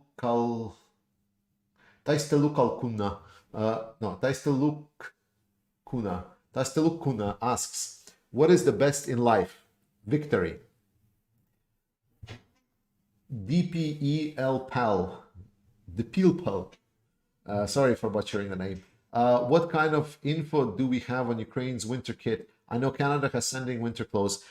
Many countries have sent winter clothes, but I still receive requests from the front lines, people asking for warm shoes. They say that some warm shoes that have been coming with the winter kits are not warm enough. So, yes. Why doesn't UA use manpads for missile defense? Thousands of them all over Ukraine. They do. That's why it's so effective. Have you not seen the numbers that Ukrainian missile defense is doing? Or you're just trolling me? Syndex, I missed the start of the live session. Ukraine has greetings from Bulgaria and Slava Ukraini. I'm going back to watch from beginning. Sure. Ask questions, by the way. Even if you watch from beginning, just ask questions and I will answer them. All right, so yeah, in winter we're going to be awaiting a very active warfare because we already see things on the move. Winter and summer are really good for offensives, whereas like Rasputitsa, the wet period for Ukraine is actually the thing that's usually slowing down. Does Ukraine still mainly rely on electric trains? Are they getting any diesel, etc.? They have mainly diesel trains. I know they've been substituting some of them. No, it's all the same. Like Ukraine has a lot of older trains as well, not older trains, but they have a lot of diesel trains. It's just they were running a lot of electric trains as well. Kalendan asks, does every UA soldier have night vision? No. This will be important for winter months when it's darker. No. Guys, Ukraine has very little equipment. We still don't understand just how huge this war is, like how many people are in this war, what's the churn of equipment, what's the like how fast equipment needs to be changed. It is huge. Like you can buy like essentially like a scope for a guy and he can within a week write you like, hey, thanks for the scope, it's just it was just hit by a shrapnel, now it's not usable, now I need a new scope. The churn is huge and Ukraine needs everything like in huge in bigger numbers than they're able to get now. How do you think G. McGregor asks, how do you think the Mobics will do this winter in the trenches with their foot wraps and their rubber boots? Very bad. There's not going to be a lot of Mobics left by the end of the winter. David Miharia asks, Miharija maybe? I don't know. Sorry for butchering this. How much will Russia targeting Ukraine's energy infrastructure affect Ukrainian logistics and counter-offensives? Counter-offensive, not a lot. Logistics, a bit. We need to understand that army most often is autonomous. That's why hitting like all the power plants and so on has a very limited effect on the actual facilities and so on. A lot of the army equipments and infrastructure is autonomous to the civilian one.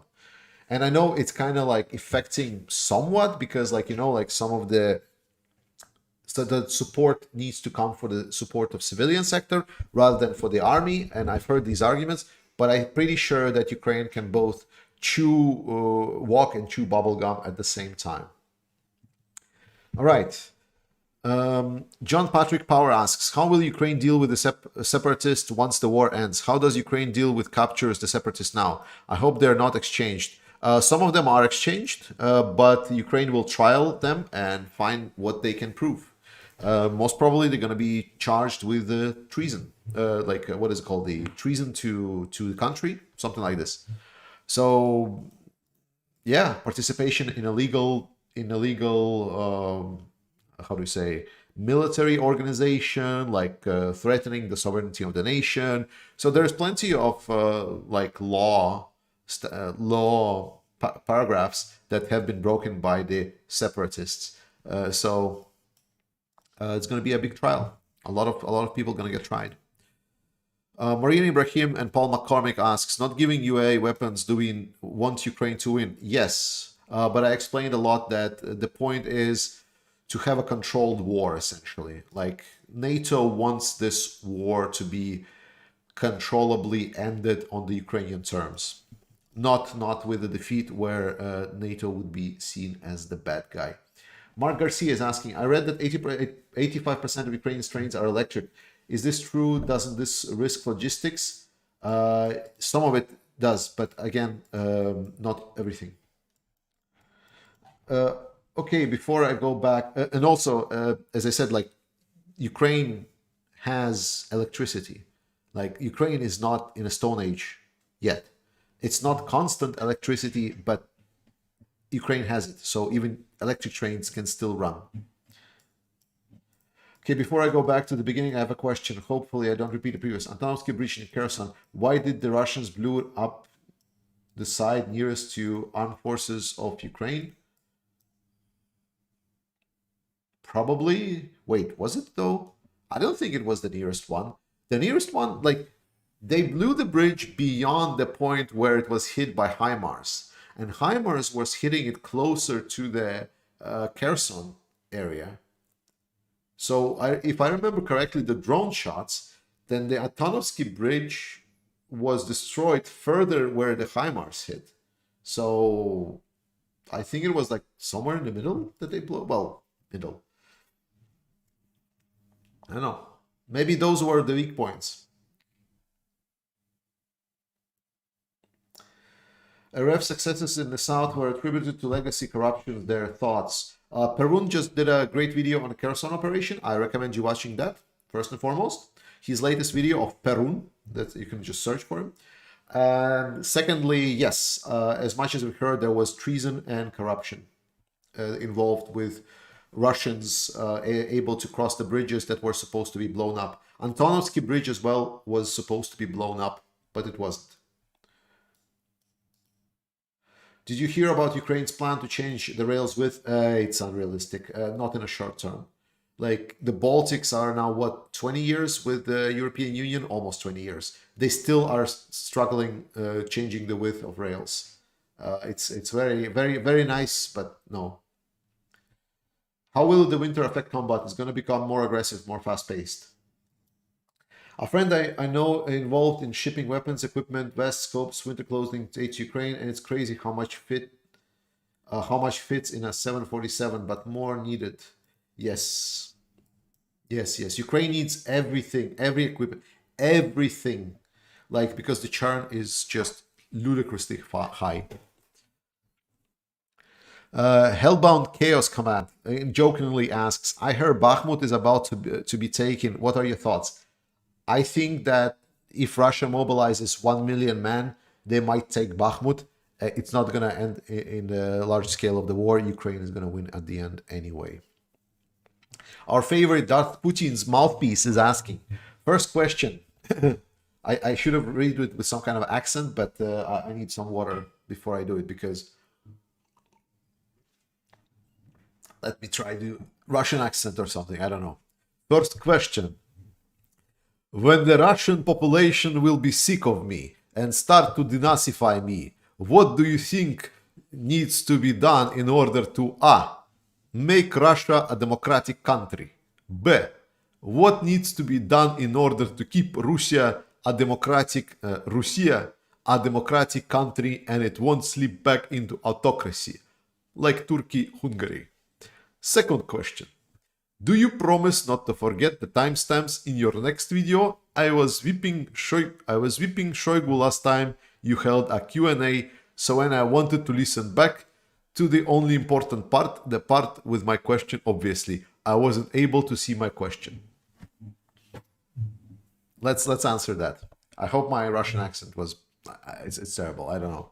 Don't worry. But yes, Dav Putin's mouthpiece. I by the way appreciate following the channel and writing. Super entertaining. Love it. Everyone in the community, I think, loves his comments as well. So when does Putin leave and Russian population? So far, Putin is very much isolated from the critiques. You should really listen to the Vlad Wexler's talk about the Russian mentality and so on. And he talks very well about the fact that there is still not a clear connection that what Putin is doing is bad and that what is happening is still there. Like Putin broke the social construct between Russia and Russian citizens and himself, but the consequences of the contract being broken are still not completely obvious. They still haven't realized that. So it's hard to say when it's going to happen. Definitely more people needs to die. More orcs needs to die. And we're talking what needs to be done to keep Russia a democratic country. That is a very good question. And I think this is firstly the main question that NATO is asking, like how do we not make Russia a worse part of Russia? And second, and the next part is that can we put some kind of a democratic leader in charge? And so far, it doesn't seem so, because the Russian opposition is a joke. I've talked way too much about it, and I don't want to come back, mostly because I don't really care about them. So, and the desire within the Russian society for democracy is very low. What the American invasions, which by the way, I condemn as well. I love US, but I think invading other countries to spread democracy, not the best thing. Not the best thing. If they just want to kill Saddam, fuck it, kill Saddam. But don't pretend that it's like for the good of the nation and to spread democracy or whatever. Like that's my position. I'm anti-imperialist on the US as well. But the point is, though, for the country, let's put it this way. There are countries that want to be democratic. One of the big things, for example, that people say to me, hey, you support Iranian protests. And I always answer the same thing. What are they for? Right? They are against the Iranian government, which is like highly, like what is, I think it was not even authoritarian. It's the, what is it called? Like basically religiously fanatics that are running Iran. And my question is, what are they for? What are they protesting for? Like, obviously, they are removing the headscarf, so there is some kind of desire for like liberties and human rights. But obviously, it's not yet democracy. Like, we don't see a lot of like, you know, like democratic calls for. We just see the calls. We need change. So that's why I think spreading democracy to the countries that don't want that might be a mistake. And this is where the question about, is Russia ready for democracy? And I am not sure. I am honestly not sure. Maybe the better option would be just to have smaller Russia with no nuclear missiles. Maybe that would be a safer option than to consider that Russia should become democratic and part of the, for example, European community. So it's a hard question to answer. And second questions, to stamps, I will try to do timestamps, but it's very hard to listen to like 2-3 hours of a video. I have a very tight schedule, but I will try. Okay. Have you heard of US sending MREs? Yes. How are the frontline troops rations? Mostly they're good. Mostly they are supplied. There are here and there like poorer situations where the logistics just cannot keep up. But overall, I've heard that troops on the front lines are more or less well fed. David is asking, when Putin is gone, how likely is what we will have Russia Hitler in 20-30 years? Isn't Putin Russia's Hitler? Like, I don't know. We might have. That is, I think, what NATO is trying to predict. So Russians won't have this, how do we say, payback. But even if we are, again, I think that's why everyone wants to limit, like get Russia, maybe smaller Russia with less nuclear weapons. How do we root out and completely destroy the FSB? We need the desire of the Russian people to do that. We need Russian people to understand that that FSB is not their friends. Wusi says, Latvian guy doing English with Russian accent. I'm British. I lived in Denmark 26 years and I still can do Danish with foreign accents. Kudos, thanks. Danish is very hard. Danish is extremely hard. Like to pronunciation and understanding on the hearing, Danish is very hard. David is asking again, why didn't Russia destroy all the bridges? Wait, I answered that one. Okay. Kellen Dunn asks, I'm American, I agree with you. I hated that we invaded Iraq and false pretext. Yeah, exactly. It was done. We just need to recognize that we did mistakes. Like European countries, like European countries have been at the war at the throats of each other for so many centuries. But at some point, we just decided, okay, let's just start over. I think there is still a lot of kind of denial in the American society from what I can see. Again, not American. I'm not judging the system. I'm not judging Americans. Like, you have your own culture, but I think there is still reflection to be done on that invading other countries was not that great. What I do think is bad is that thinking America bad, therefore everyone else in the world is right. This is what tankies do in US right now. It's like far left. It's people that say, oh, Russia is good because it opposes America and America is always bad. That is nonsense. Brian Poser is asking in Latvian. I'm going to read it in Latvian. Jautājums par kara ietekmi Latvijā. Es rakstīšu angļu valodā. My Latvian friends and in-laws say it is quite tense in Riga between Latvians and Russians. Yes. Are you hearing the same? Yes. Russians they're not happy. They're not happy that now everyone needs to support Ukraine, and obviously they think that Ukrainians don't deserve to live, and obviously they want Ukrainians killed, and Latvians don't want Ukrainians killed, and this creates tensions. Let's put it this way. Once the invasion is over and Ukraine are in reconstruction, do you think they will get help to start mining their natural resources? I hope so. Yes, I believe yes. Especially lithium would be very useful. And natural gas as well would be very useful as well, because Europe does not have many lithium or natural gas producers inside of EU. So if Ukraine joins EU, when Ukraine joins EU, it will be a big boon for the European economy and for Ukraine as well. Is the West waiting for an internal revolution to take down Putler as opposed to beating Russia and leaving Putin to respond? No, I told you, no. They're not. US is not waiting. The West is not waiting for the internal revolution. They are hoping for internal revolution, but like to support someone without like a civil war. So revolution, but like a soft revolution. And they are trying to essentially squeeze the Russian population and Russian elites so they would take responsibility and take down Putin, but they will still want Ukraine to win. Aletheia asks, devil's advocate question, is it better for Putin to remain in power for now, given the risk for successor, maybe more for genocidal ultranationalist than he is?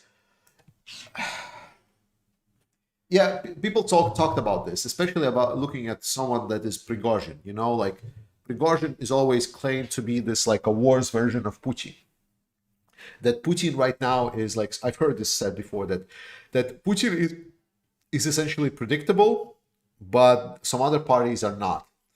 And I think this is kind of, everyone is considering, all the big players are definitely considering this, but I think he went beyond the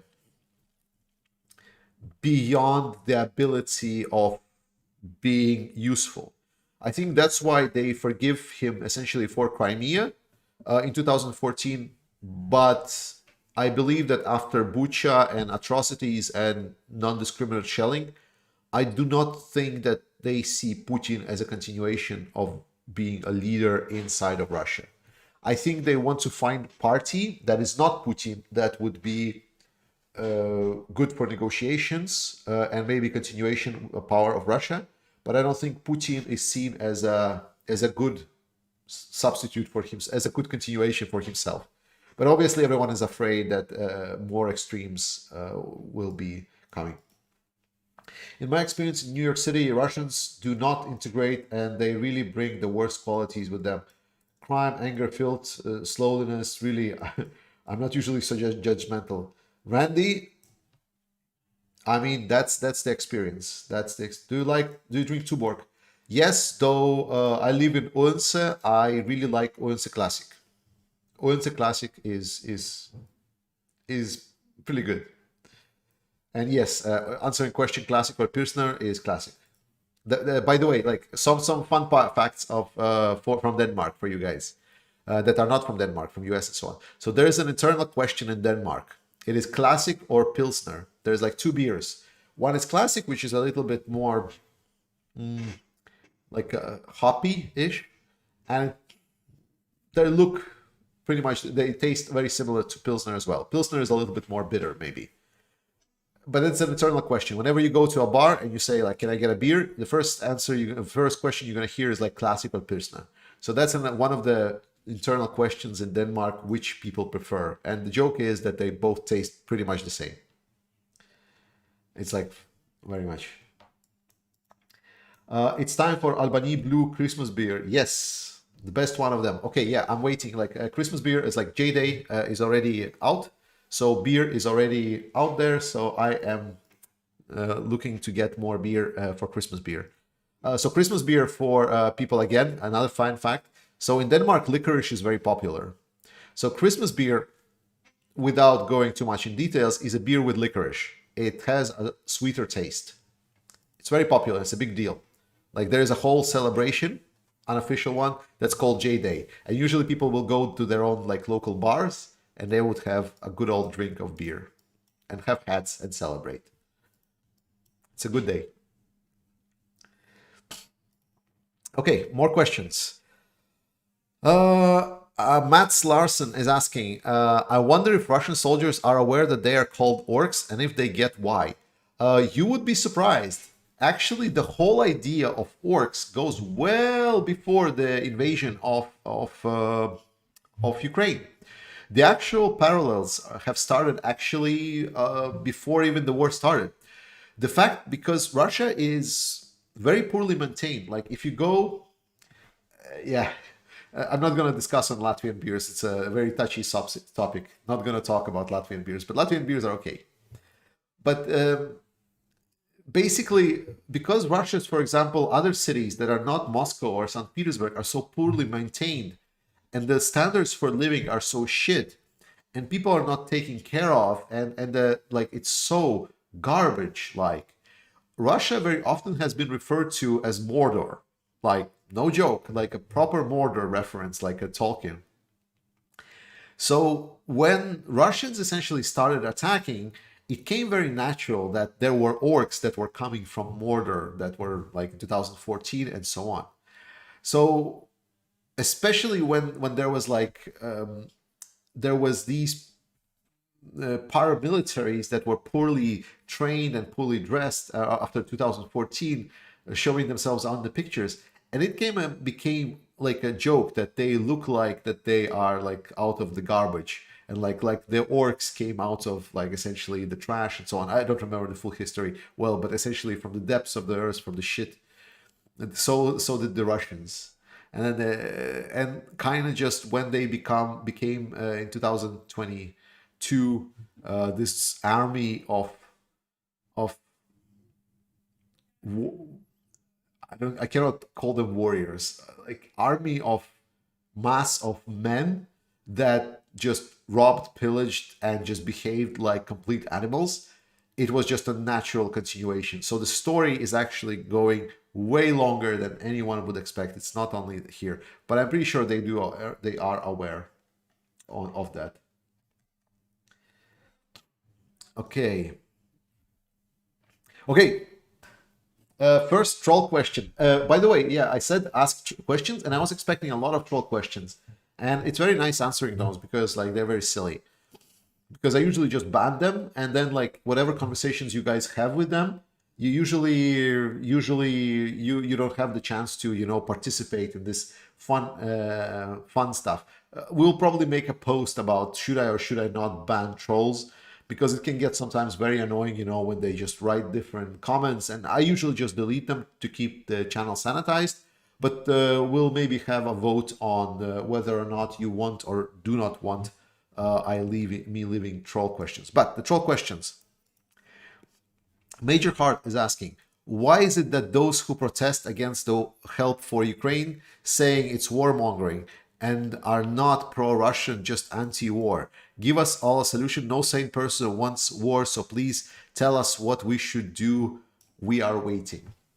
So complete joke. This position that, oh, I cannot understand. I want to protest the war. I'm not protesting against Russian.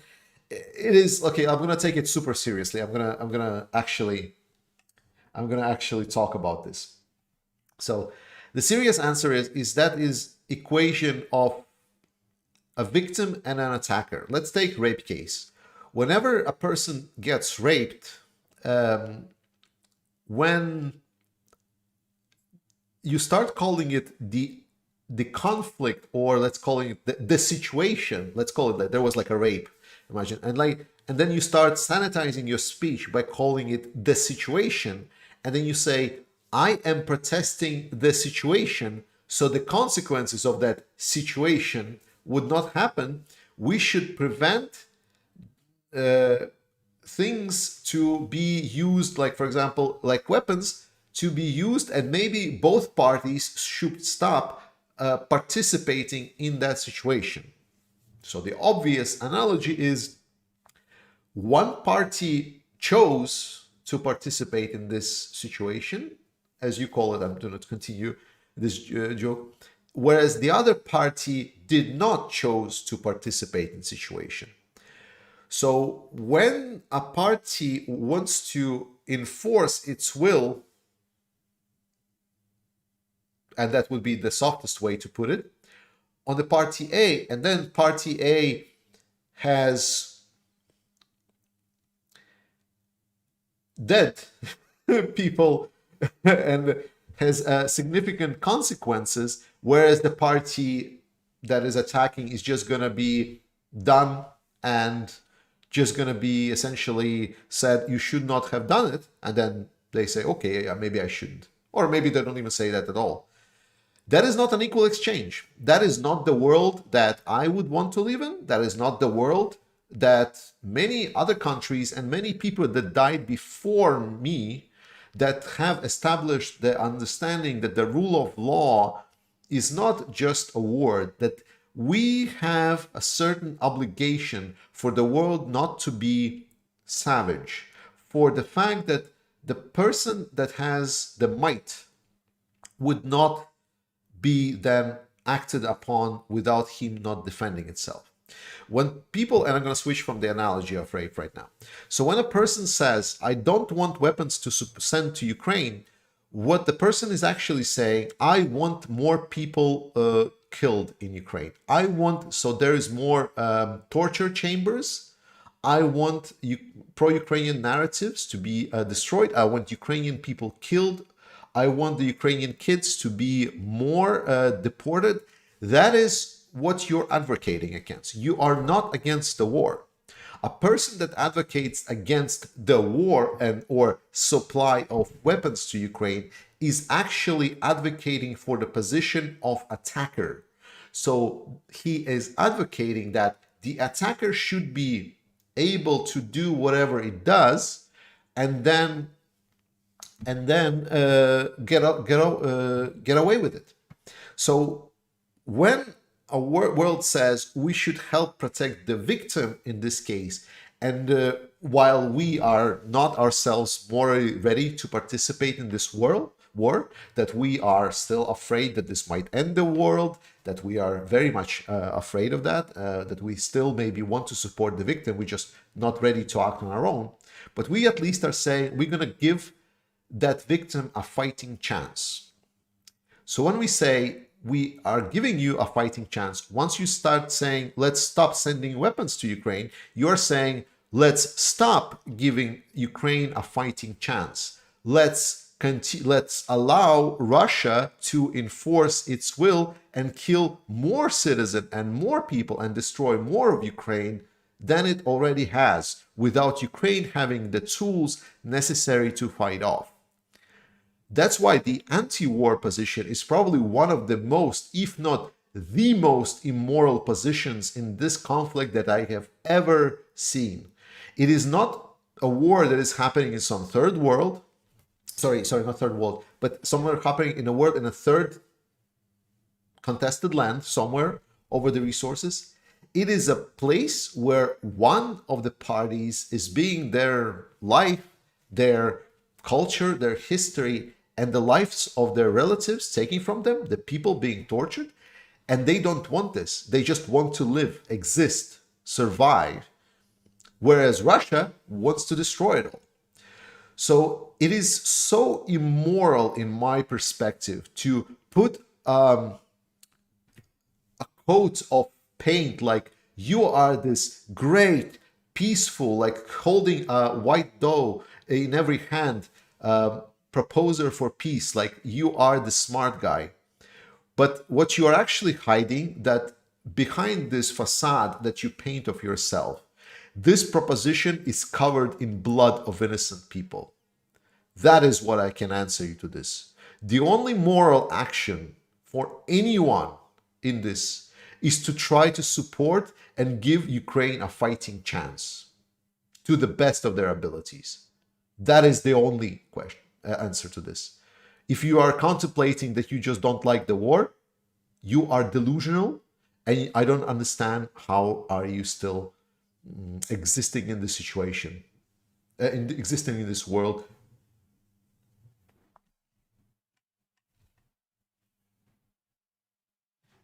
That's it. That's it. All right. I took it way too serious. Short answer: more weapons.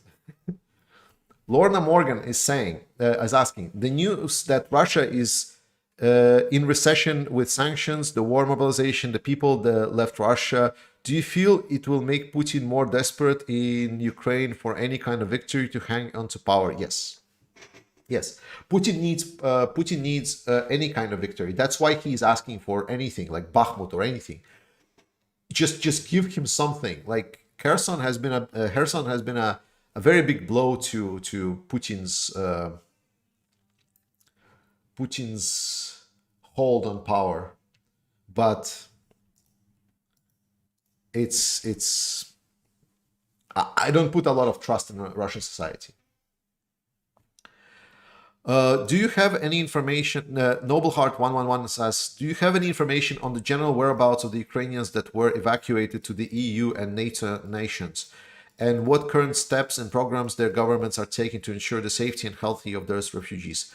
I can talk for Denmark. I know in Denmark the program started off roughly. There was not enough housing to allow in Denmark, and there was a lot of confusion because, for example, in Denmark, on the northwestern part of Denmark, we have a lot of housing possibilities.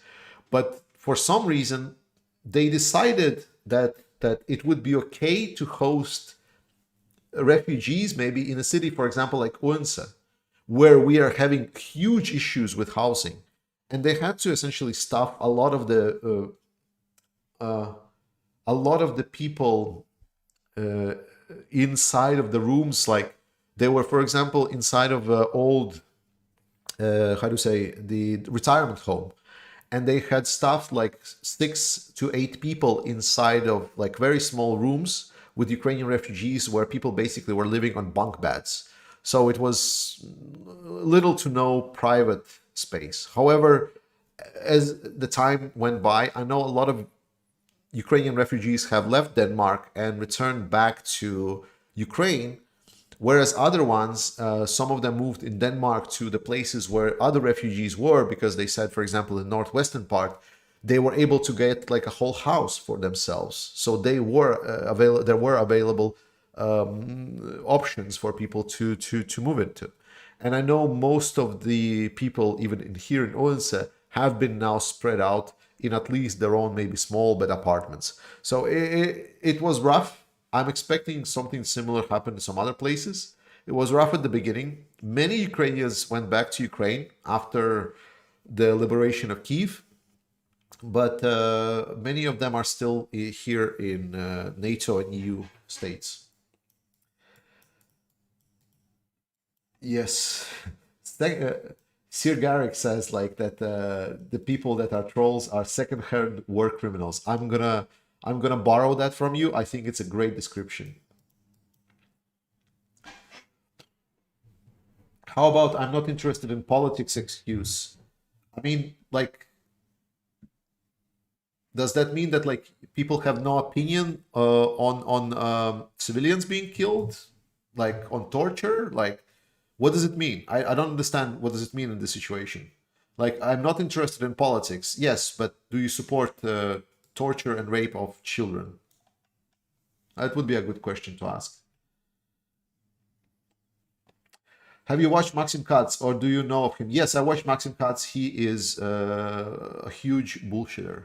He is not a friend of Ukraine. He is a very, very, very not nice person. Well, okay. Let's put it this way. I disagree on a lot of things, if not most of what he stands for and how he presents it.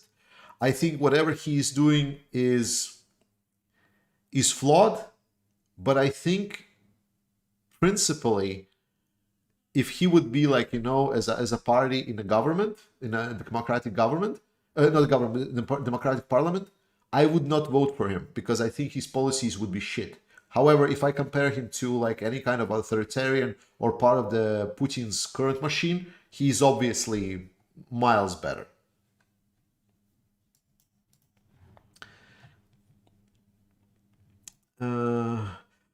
So Noble Heart continues. What might be the likely consequence of so many people leaving Ukraine, and what might happen to those refugees over the next few years? Well, some of them will go back to Ukraine.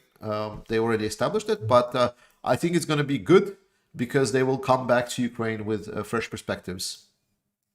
So I'm optimistic about it. Once Ukraine starts recovering economically, I'm believing that these people will come back to Ukraine with a lot of new perspectives of how things should be done in the country, which is great.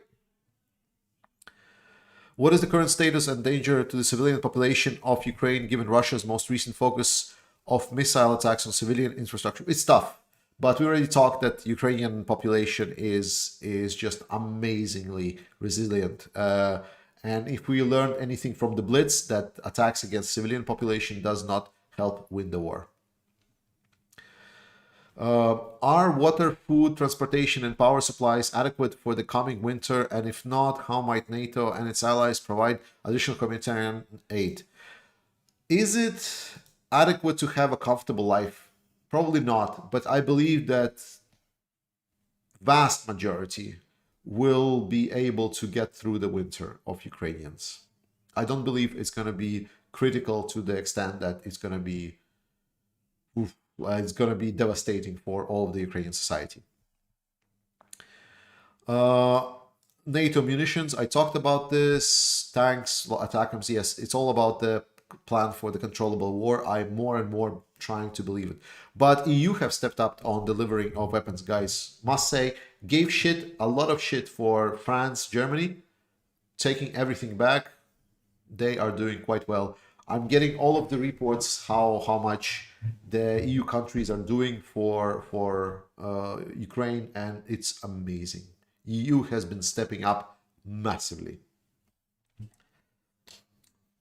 Sarunas is saying, I can understand the Russian cruelty on civilians. They should know themselves that this shit doesn't work in the long run and builds the resentment.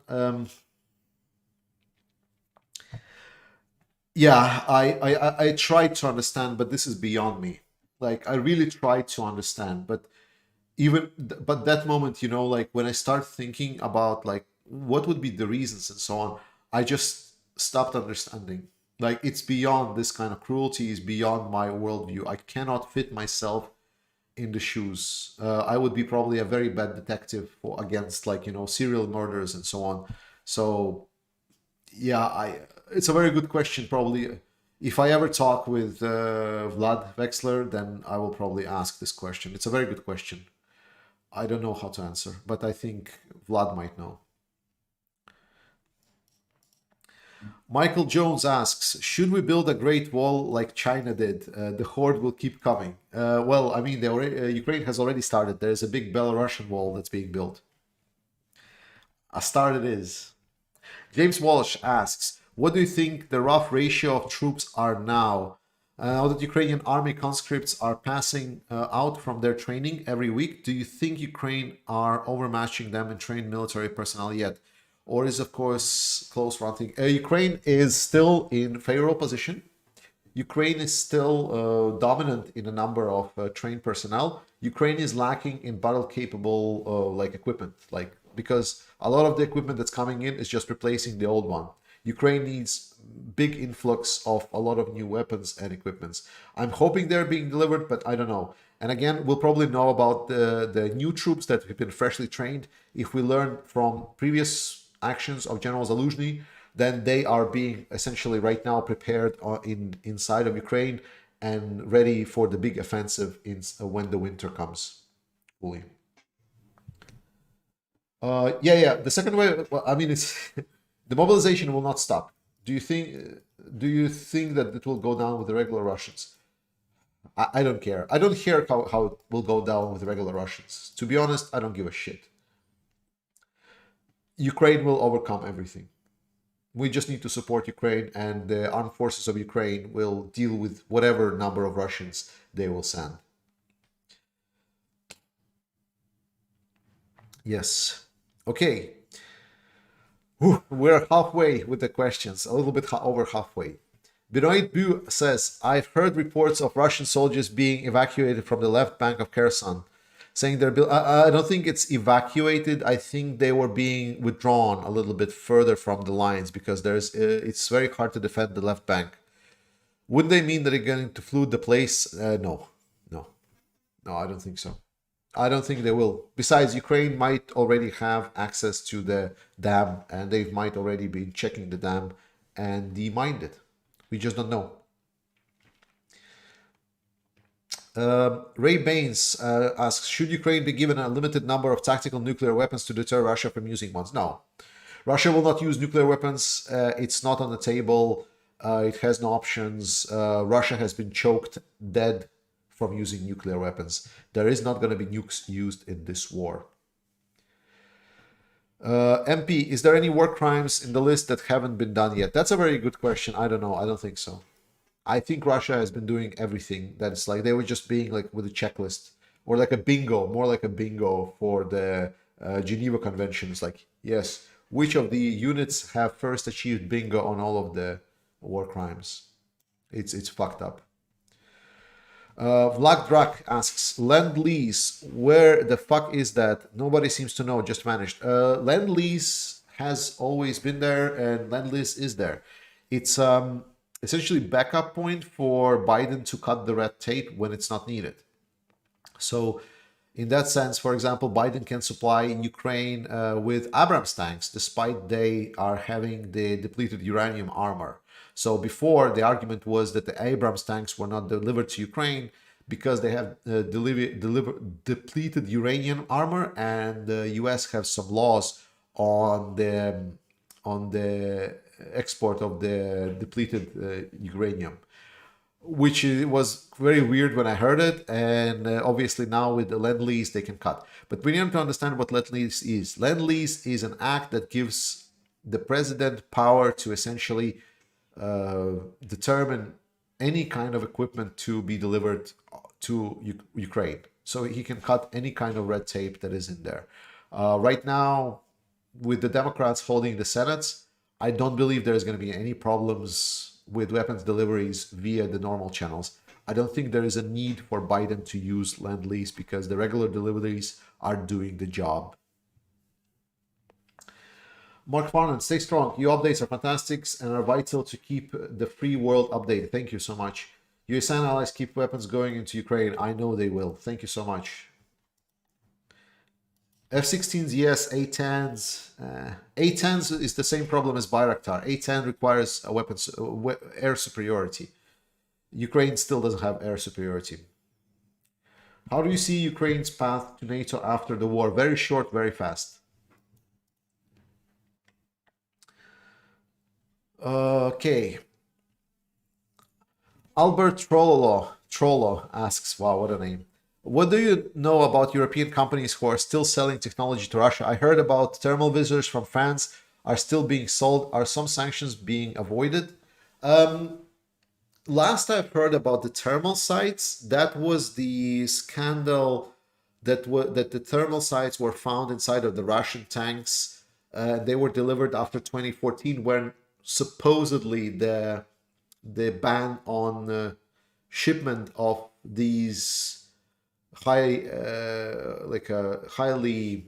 advanced equipment was ensured. The loophole in that law was that you cannot make new contracts to ship equipment to Russia. However, what can be done is you can prolong and adjust older contracts. So for that, for example, for thermal vision, what was happening, that they did essentially prolongation of contract and said, oh, we actually need to deliver more thermal sites and the contract will be longer. And then they did it again and again and again and again. So there was a loophole that they abused. But as far as I've heard, current sanctions package is quite strict, and EU and US do go after the companies that try to avoid it. Will it be avoided fully? Probably not. But I definitely at least heard that they are trying to do so. So will we hear cases that some of the tech companies are delivering stuff to Russia? Yes. I mean, Lavrov has the latest iPhone. So where did he get it? If iPhone is not present in Russia anymore. That's one. So yeah, we will definitely see things like this happening. Ron Brock says, thank you, Georgie, for helping us clear on everything, especially answering the questions why. You're welcome. My question is, what do you think the next big push will be? As I said, I think it's going to be towards Melitopol, Zaporizhia, and then to Crimea. Some have said that it will take the rest of Kherson region and push on south to begin retaking the Crimea. I think the naval assault over Dnipro is unlikely.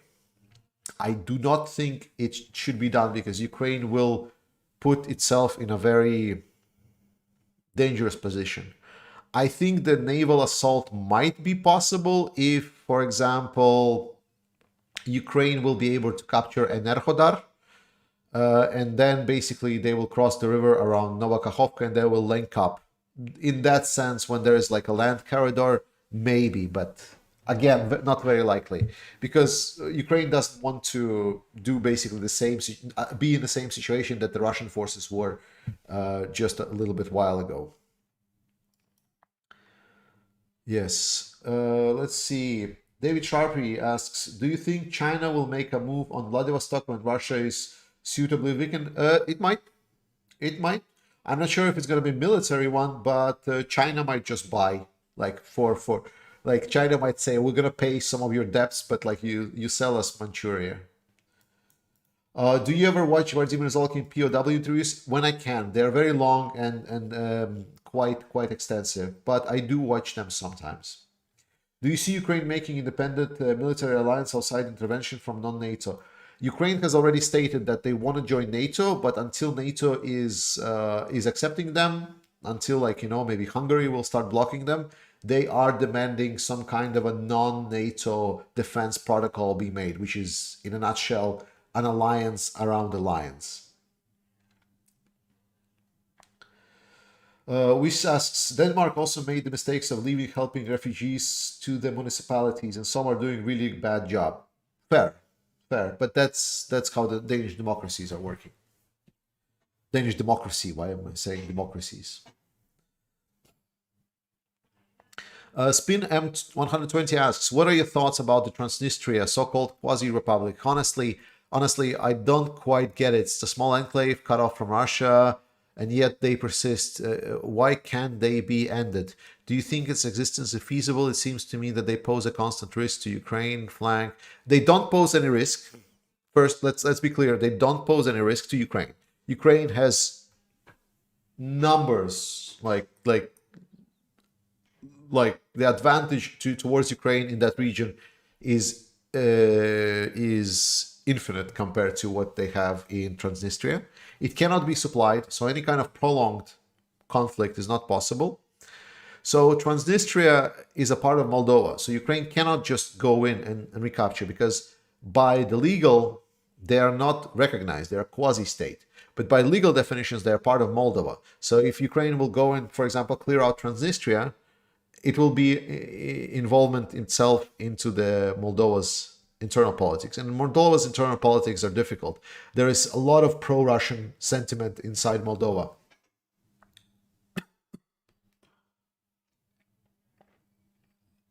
So while Maya Sandu really wants to have a pro-European country, it's a very tight split in between, essentially 50-50, despite the whole war.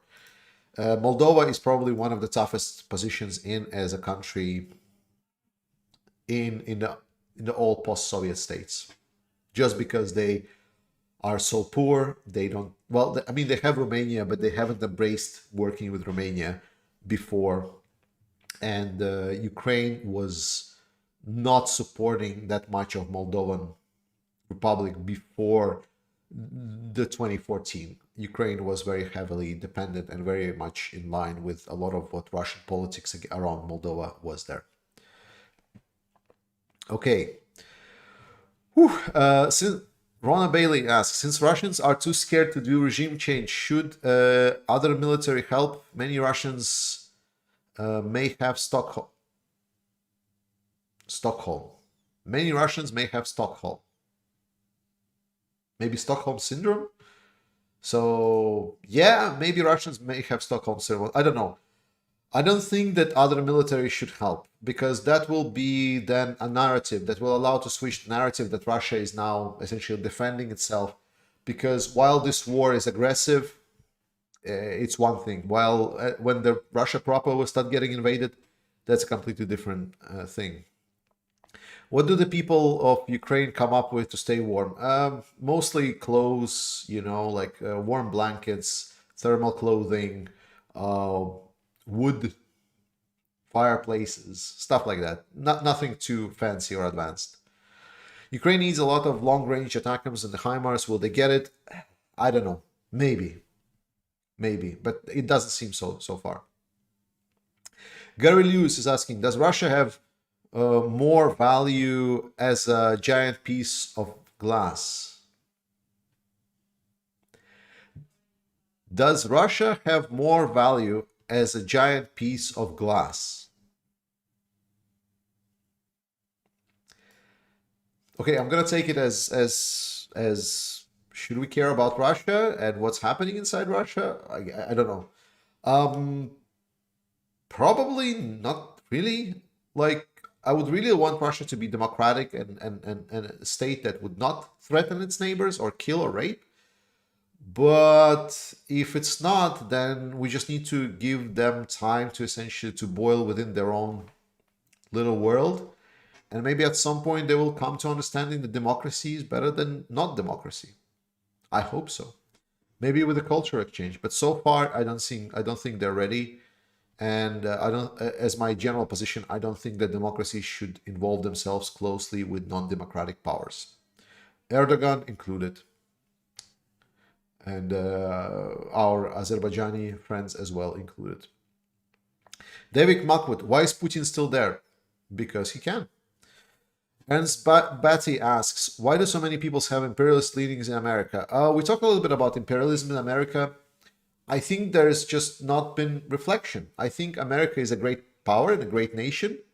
And I think that maybe there was not a moment to reflect on that. We were talking about the aggressive wars of enforcing democracy and that they were disastrous. But I think America still haven't had some kind of a reflection point. I think Vietnam was a lot of reflection on like what to do with some aggressive wars. And I think that Afghanistan and the situation in Afghanistan has showed that democracy and spreading democracy is not that great. But I think that some people are still not fully picking it up. But it's normal. That's how people and countries and the world evolves. We just learn very, very slowly. That's who we are. I just hope America won't invade anyone else to spread democracy. Protect democracy, yes, like Taiwan or something, but not spread it. Bob Fry, how about the scenario? The Russian army expelled from all of Ukraine, militant groups in Russia, if not Russia itself, continue to launch Iranian missiles, including ballistic missiles at Ukrainian cities. What will Ukraine do? It's an Israeli scenario. Ukraine will just have to build better anti-air equipment. They will have to militarize. So it's a thing that they can do. And at some point, Ukraine will join NATO. And at that moment, if Russia fights with NATO, that's going to be the end of it. Yeah. Joe Walderhog asks, or is it Joe? Joe? I hope it's Joe. Joe Walderhog. What can the West do to pressure Russia to return free the forced evacuated, deported? Like not forced evacuated. There is no evacuations, deportation. Deported Ukrainians that have been deported to Russia. I fixed that for you. So it's a tough question. Until regime change, nothing is going to happen because they don't acknowledge this as a crime. They are terrible. They are showing on their channels just how like they are essentially brainwashing the kids that they stole from Ukraine without their parents' consent. Like that's beyond human for me. Like seeing people, like children that were taking out from their parents and then being taught on how to be Russian. That is fucked up. Sorry, but that is literally fucked up.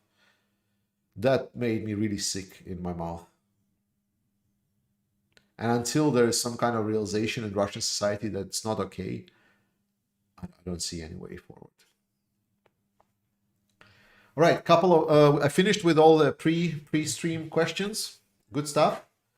Scott Moore, what are your thoughts on China? Do you think they are supporting Russia? When do you think Xi could pull support? If so, I don't think they are supporting Russia.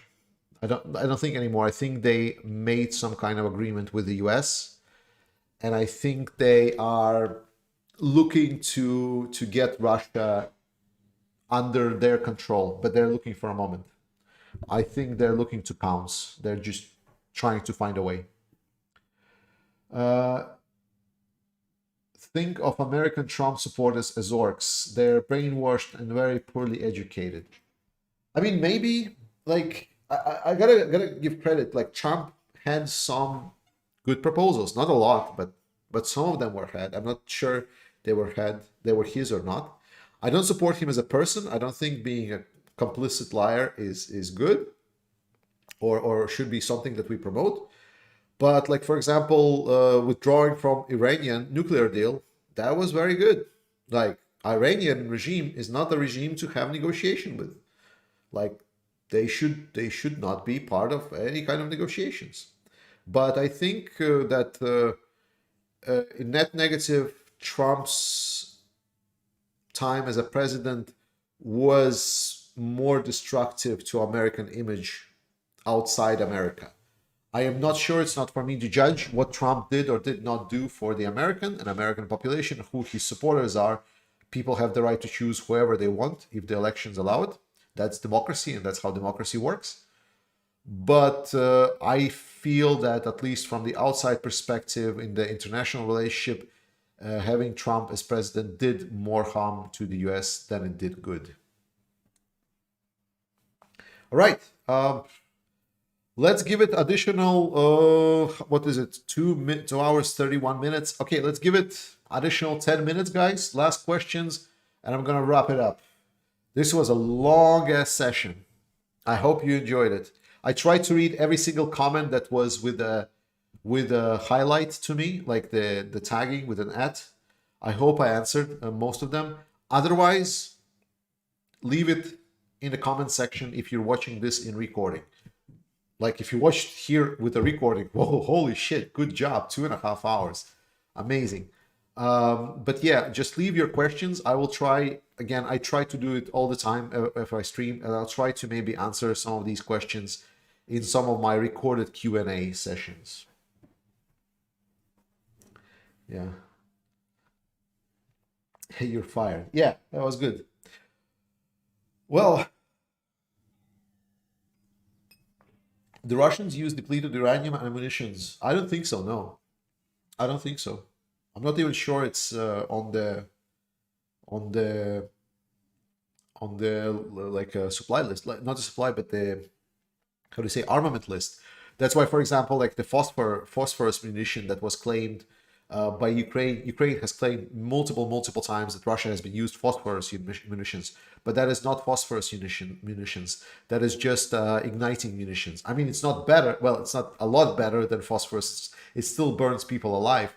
It's just very clear, need to be understood that it was not phosphorus, because Russian army does not have phosphorus munitions. I was supposed to cook my dinner and then the stream started, so I was really hungry. Yeah, you should go eat. You should go eat. Thanks for watching. USA wins are massive, but our lows are not good. Overall, good impact in history. Shorter term decisions can be mistakes. Afghanistan, Iraq. Yeah.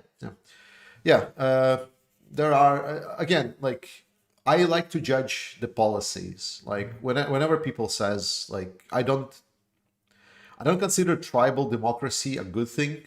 I really believe in a democracy of ideas. I think that is a little bit more healthy than the tribal democracy, though I understand why tribal is more popular, because it's more supportive of everyone's opinions. Democracy of ideas is not as supportive to different ideas, and it requires a lot more competition, which might be not even realistic, right? So my worldview might not even be credible to any kind of war, but that's just how I see the world. I see and I look at what kind of proposals or policies one or the other party is suggesting and or executing. Stephen Churchill, thanks for all you're doing. I hope we get Russia off the Security Council soon. Yeah, I hope so as well. I hope United Nations was, and like over the government organizations, was a big disappointment for me. As a big proponent of democracy, I was really looking that the world organizations, that after the League of Nations we have learned, and the world has understood that if we want to have some kind of world police, the values and some kind of rules-based system, we need to know that there should be ability to enforce those rules. Because this is directly related to my job, and for me it's so incredibly obvious that if you have any kind of rules, you cannot just ask for that rule to be applied. You need to have controls and ability to enforce the rule execution if it's not being followed. The case of Russia is a terrible example in how our scenarios for a better world fail. How all of these people that are calling to stop the war, because let's coming back to that troll that asked, like, if I just want the world to be in peace. Well, for world to be in peace, there needs to be proper mechanisms to enforce that peace, like a peacekeepers. And if there is a specific scenario, such as we have when a country has a veto power to completely enforce and make any of these laws completely irrelevant, and then stay as a member of the Security Council, as essentially a recognized party, as a founding member of this council, which Russia is actually not, that is just making a joke of any kind of claims that we want any kind of world peace and world stability. Do you have any data about Ukrainian deaths? I don't, but we roughly can estimate that it's about 1 to 3. So Ukrainians are claiming about 80,000 Russian deaths. So I would assume that it would be around 25,000 dead Ukrainian soldiers, and about the same probably civilians, if not more. civilians, especially Mariupol. Mariupol, like whenever you hear Ukrainians produce numbers of dead civilians, they are not counting Mariupol because Mariupol is impossible to count. It was completely wiped, and there is like Mariupol might be hundreds of thousands dead, literally. So it's it's a very sad moment to kind of end this stream. So let's just rise to more positive line. The good news is that Ukraine is still winning this war, guys. So we should always remember that while Ukraine and Russia are right now in a somewhat plateau, so Russia is able to do something, Ukraine is able to do something as well.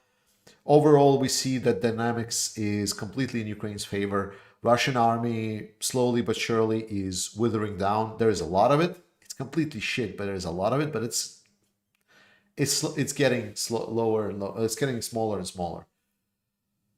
So, yeah. Can you explain? Oh, that's a good way to finish it off. Who have you Soplitsa? Okay, firstly, Soplitsa. It's actually the time for Soplitsa has been come next week. Some of our friends are coming to our house, and we're gonna probably look into Soplitsa. And to answer the last question, and I know, guys, I know Mar Garcia and the people. Thank you so much for asking. I will answer those questions maybe some later time. But the Danish counting system works very interesting.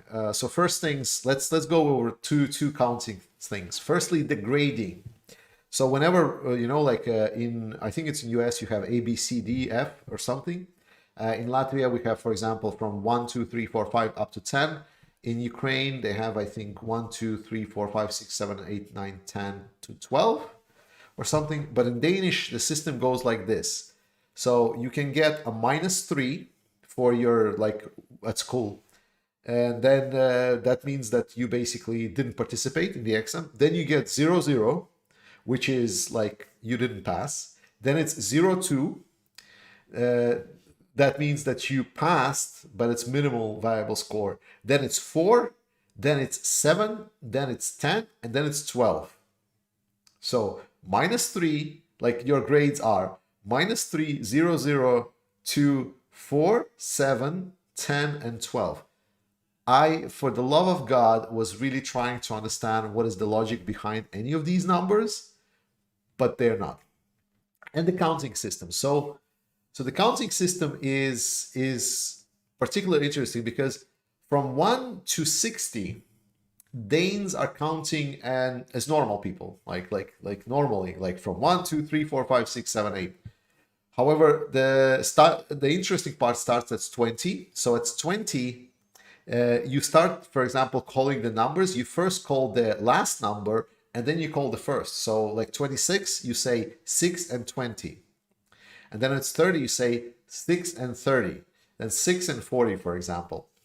And then as you go up to the 50, that is when you start getting, because 50 in Danish is half of 3 by 20.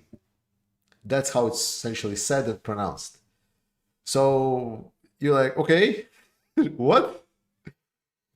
So you start saying essentially, so 50 is half of 3 by 20, which is not really, it's just, and then 60 is 3 by 20s.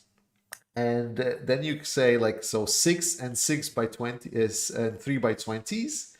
Then you have 70 and then 80 is like 4 by 20 and so on. So Danes continue counting essentially in 20s further on until they get 100. And then it gets a little bit more reasonable again. To say that it's confusing and it might be like, what?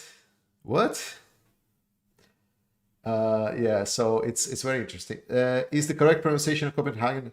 No, it's like it's a by a harbor. If you translate Copenhagen like just directly like what it means like by a harbor. Just joking. All right.